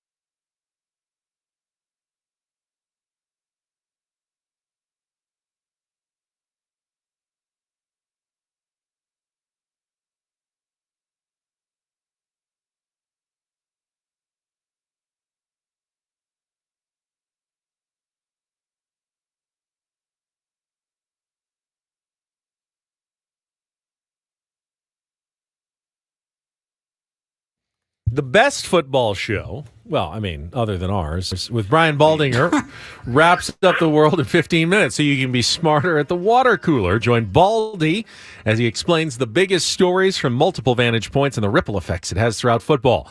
He dissects the NFL's most exciting moments, top players, as only a film junkie can. Follow the best football show with Brian Baldinger in the free Odyssey app or wherever you get your podcasts. He's got his Baldy's breakdowns are great. Did you guys watch the game last night? I watched the first half. I watched some of the. It was actually a one-score game all the way through. Yeah, wasn't a great game. Nope. Will Levis, who everyone got so excited about last week with his 4 touchdowns. I know he didn't have the best game, but I still like watching him play quarterback better than I like watching Ryan Tannehill play quarterback. I don't know why. I like a young kid. He's fearless. He was taking shots. Had a chance at the end, threw it toward the end zone for the win. I mean, it was a decent Thursday night game. Can I say this? I was watching Kenny Pickett play, and I felt this way for a long time. I don't trust a quarterback that wears a glove. I'm sorry. I know Phillip Rivers did it. I realize it's sacrilege. On his throwing hand. On his throwing hand. I don't trust that now, quarterback. Rivers didn't always wear a Correct. glove. Sometimes it was like, depending on the conditions and such. I get it. The conditions last night were fine. I don't trust a quarterback that has a glove on his throwing hand. It's weird to me. If I looked out at shortstop and Xander Bogaerts had a glove on his throwing hand, it would freak me out to no end. If Tatis was playing right field wearing a glove, it's an odd fear that you have. It is odd. It's not a if a guy felt, and by the numbers it like showed, hey, I just have better accuracy when I've got the grip of a glove as opposed to my own fingers, then you should be fine with that. I should be. I'm just saying different strokes for different folks. Aesthetically, it would be my first. Yeah, it would be my first question in a draft. Do you wear Tommy Two Gloves Gainey, who had them on both hands? And that was weird. That was kind of weird for sure. Aesthetically, it looks odd to me, and that doesn't make sense. Can I just say that? You can say it. I feel it too. I don't know that there'd be any numbers that backs you up. I'm sure there are coaches out there who, well, I think he's more susceptible to fumbling the football with a glove on or something. I don't know if that's true or not. But, yeah, Kenny Pickett is a glove wearer, correct? Yeah. He's a glove guy. Did lead his team on a late touchdown drive. He Deontay did. Johnson went ahead, and they held on and won. And remember when the Steelers got absolutely bodied like 3 weeks ago, and Mike Tomlin promised some changes coming up? It's weird. The Steelers and Tomlin, and even before him, Cowher and Chuck Noll, they always seem to get it right. They don't do everything perfect. They lose games, and then they fix it, and they move on. It's just as stable of a professional sports franchise as I think there kind of really is around. And it doesn't mean that they win every championship, but they've won a couple in a smaller market like Pittsburgh, and they just seem stable. They are a good, solid organization, Ben. Yeah. Yeah. Let's get to some flubs. Yeah. And then we'll have Trevor May join us at the bottom of the hour here to wrap up the show. Paulie, if you would please, on my birthday. Browns, Bengals, Ravens, 3 2-2 teams in that division. Ballast Point Beer, the official craft beer of the San Diego Padres, at Ballast Point in Little India. He's not 35. But he will be before the contract is done. What is a contract? Holiday season is almost here. 30 days, half September. And that is do this for a Wednesday. Don't. Ben Woods, back after a check of traffic on 97.3 Fan. He's got the 5th most wins coaching time, all-time coaching. 5th most, yes. February 12th, State Farm Stadium in Glendale, Arizona. State Farm Stadium. That's not what I heard. That's not what I heard either. Our first sound from Padres Spring Training 2013. I think when a veteran pitcher is having success with those numbers, 6-year history of Major League Rugby. What is rugby?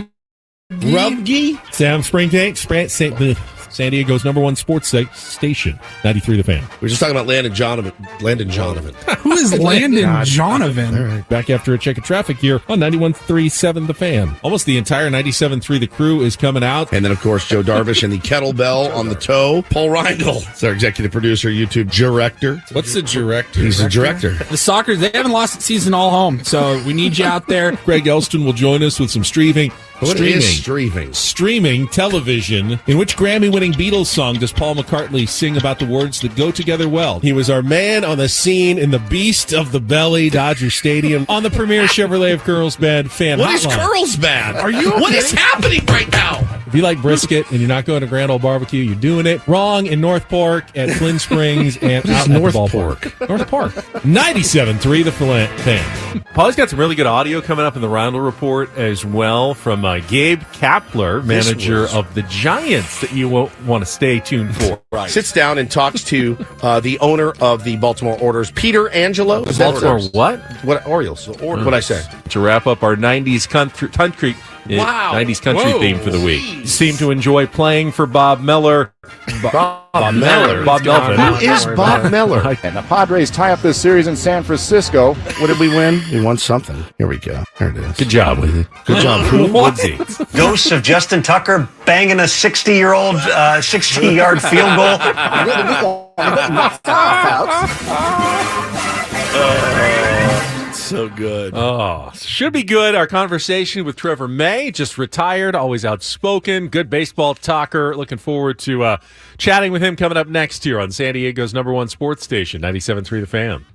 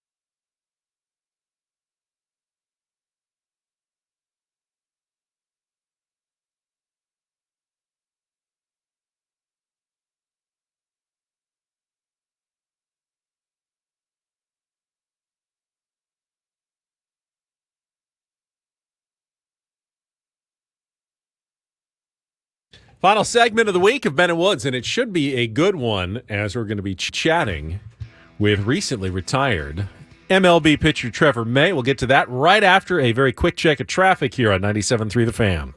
From the 97.3 The Fan Traffic Center, here's Kelly Danick.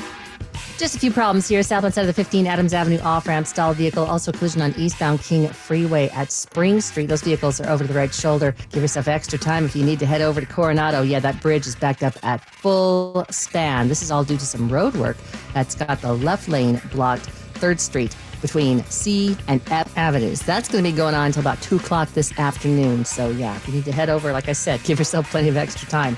I'm Kelly Danick with Ben and Woods, San Diego's #1 sports station, 97.3 The Fan. So, Woods, I will say this. I've not talked to Trevor May before, don't know him, but I get the sense that he's one of those athletes who just kind of gets it. Yes. They don't all get it, but you can just tell by watching some of his social media streams and just kind of the way he carries himself. He kind of gets it, and it's a pleasure to welcome him on to Ben and Woods this morning here on 97.3 The Fan. Trevor, good to see you. Thanks for joining us. Thanks for having me on. I appreciate it. Have you ever been accused of just getting it before? Not in those words, no. But thank you. You know what I mean, I get. You kind of know what I'm I mean. going for. That's it. That's a relatability, right? Yeah, I mean, he understands that there's no pro sports without some fans, and that fans kind of come first. And I thought what you said when you retired about the Oakland A's, you didn't play political games. You just said it like you said it, like the fans felt it. It's not fair what's going on with the owner, what they did to that fan base, and jerked him around the last couple of years, and now moving the team. I love to hear it from an actual player who was involved with the team. Yeah, I believe it or not, I've been getting asked that question quite a bit now. Yeah. But it comes down to getting to know everybody there. The clubhouse staff and the production. Every time anyone's introduced in front of the group and they're introducing themselves as someone who works, they're like, I've been here for 38 years. I've been here for 30 years. It's also a very loyal organization that has people be there for a very long time. But Oakland's got people that have been there since they moved there almost, which is crazy. So when you see kind of the connection that these people have, you start to feel for them. The uncertainty is I'm someone who is very, very aware of uncertainty, and a lot of the work I did when I was in the IL earlier this year with the anxiety stuff was around that. So maybe that has a lot to do with it too. I became a lot more sensitive to these things than other people. But going to work all day, every day, uncertain, not knowing how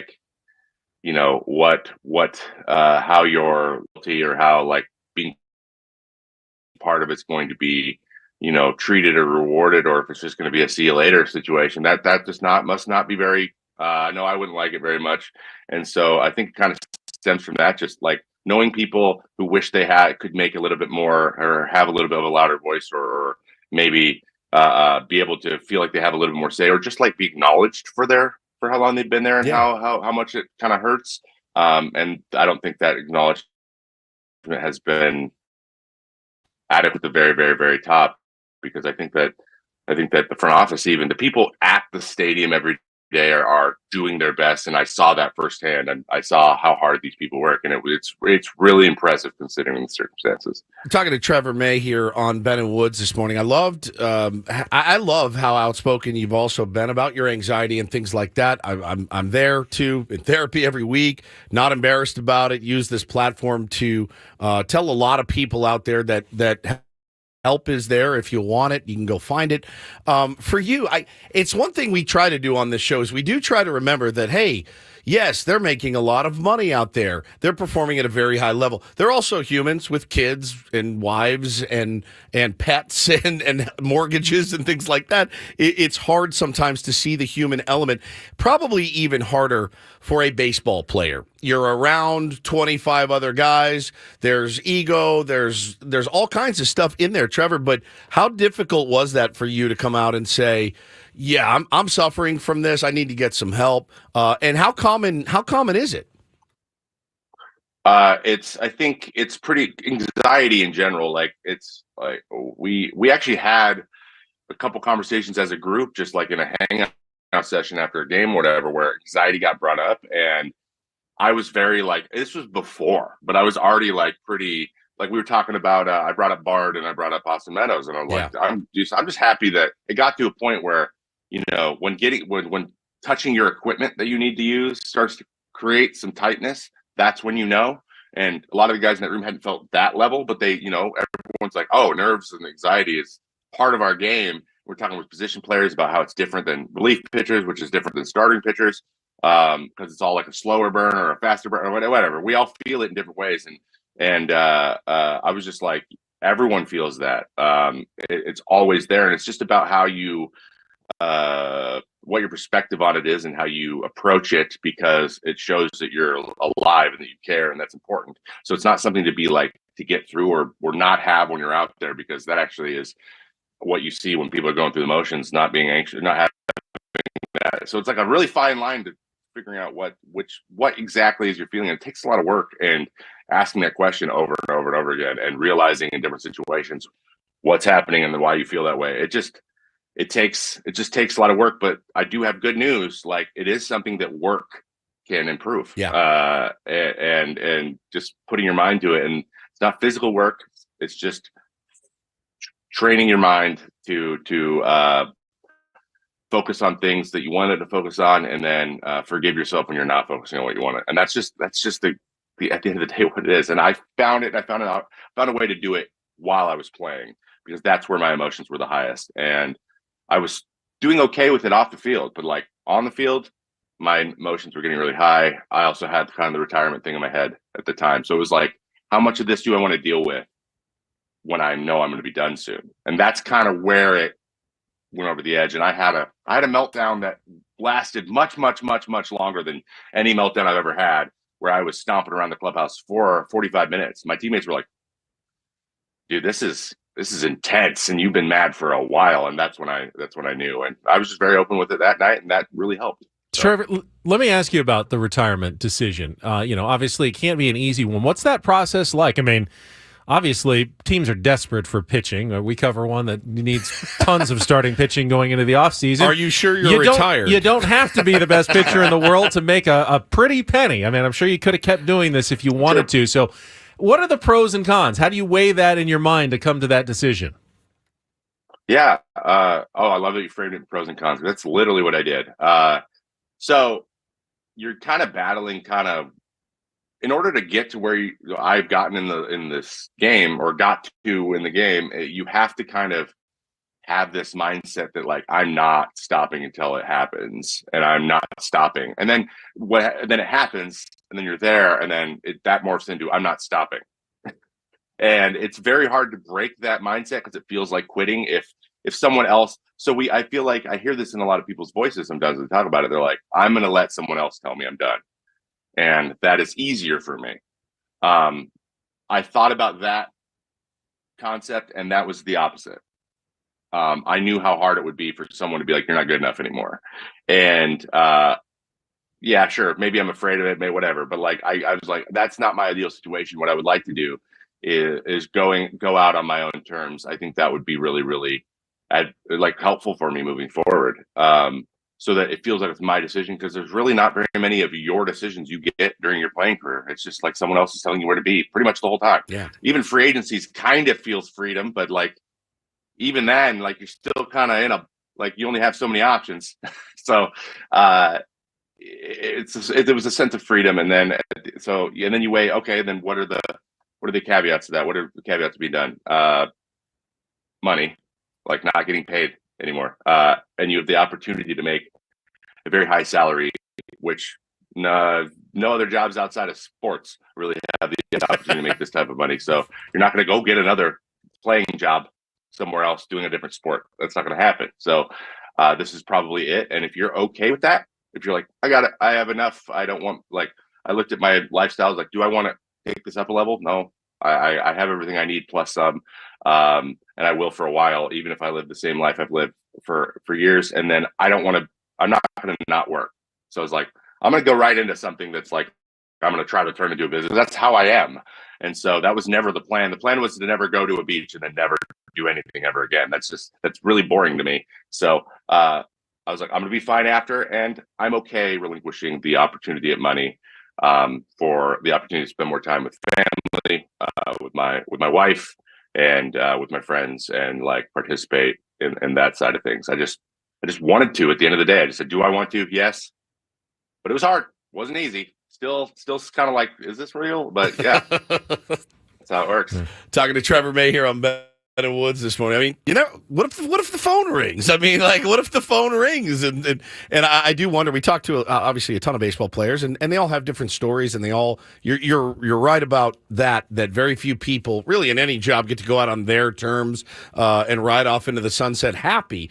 We often talk to guys that are like, hey, yeah, I don't miss the flights and the grinds and the packing, but man, I sure miss that clubhouse. I even miss spring training, the doing PFPs and things like that with my boys. That's going to be probably a little odd for you come January, February this year.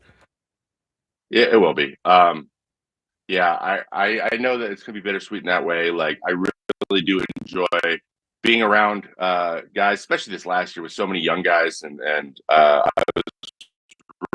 was really honored by the number of guys who were comfortable coming to me with questions and like having just conversations about, hey Trevor, what did like, how many times do you play against that guy? How many times do you face this guy? And they're just asking me about like old, like Mickey Cabrera, for example. They're like, you're the same age. I'm like, okay, relax. We're retiring the same year, but he's older. Yeah, he's older for sure. Things like that was really cool, and like I really liked being the older guy on the team, but. And I'll be honest, like some of the players knew, like Shea Langoliers knew, like in May or April, that this was my plan. And so on the plane, he would always come back, like as we were about to land, and sit in the seat next to me and just be like, just one more year, man, just one more. 2024 is our year, like. And he was like, he genuinely felt that way, and it was awesome. I loved it every time he did it, and it felt really bad to be like, probably not, man. But I appreciate it, and. So I like that stuff, but at the end of the day, like I think it's the right decision. I think that the benefits are going to outweigh the, and I'll still be able to, like, I got a phone, like I can text people. I'm in text groups with these guys. I'm gonna send them a hilarious video of me with a beer at 8 a.m. when they're all going to their first game. Fair enough. Yeah. So like, enjoy the bus. Like I had someone tell me they were going to do that, and then they did it. Addison Reed did that. No, like, former Aztec. When I retire, guys, you'll see me out in front of the place where we all live and then sure enough, first day of spring, he's like, "Have a good time, boys. I'm not going." It's amazing. I wonder too. Like, you obviously have a great respect for the game, a great love of the game. You're very knowledgeable about the game. Is staying in baseball? I know you have so many other interests as well, a ton of other interests and things that you want to do. Do you consider yourself a guy that would maybe go back and work in the game at all? Are you going to, advise or go to spring training or pitching coach or anything like that? Our jobs as broadcasters. Yeah, be a broadcaster, right? That's a logical next step. I am going to stay in the game in some shape. I don't know what that is yet. I tend to nose dive into the deep end on things. Sure. And I'm really trying to just take an off season, let things coalesce. Where am I needed?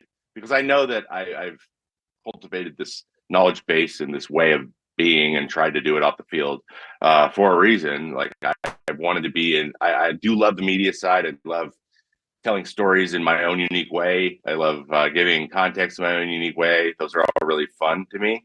How that works in this day and age is there's like the opportunities are endless, and so it's like kind of paralysis by analysis with the number of options. But yeah, I mean, I think that I can help guys one-on-one too. I want to work with players still, and I want to talk to actual players playing and pick their brains, and they'll also give me all the value of like continuing to understand the way the game's played for longer.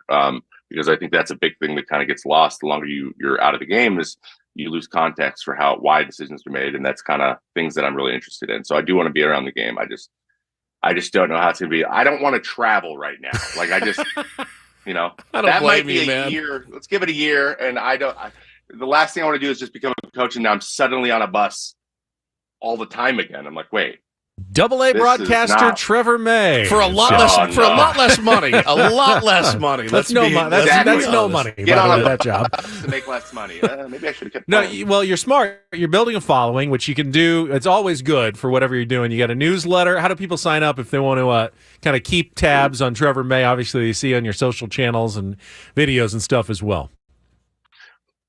So as of right now, I'm not doing a good enough job. I'm actually had this planned to get it on the front page of my website. I am TrevorMay.com. So if it's later today, that is where to do it. I am TrevorMay.com. Or if you follow me on X, it's my pin tweet, and it's just the link right there. I'm trying to get it in more places. We're trying to make it more official, but that's outside of my scope of my expertise at the moment. You'll get there. It took us a while to get there, too. Don't worry about it. I am TrevorMay.com. Oh, by the way, I know you're a Washington guy, more of the southern end by Oregon.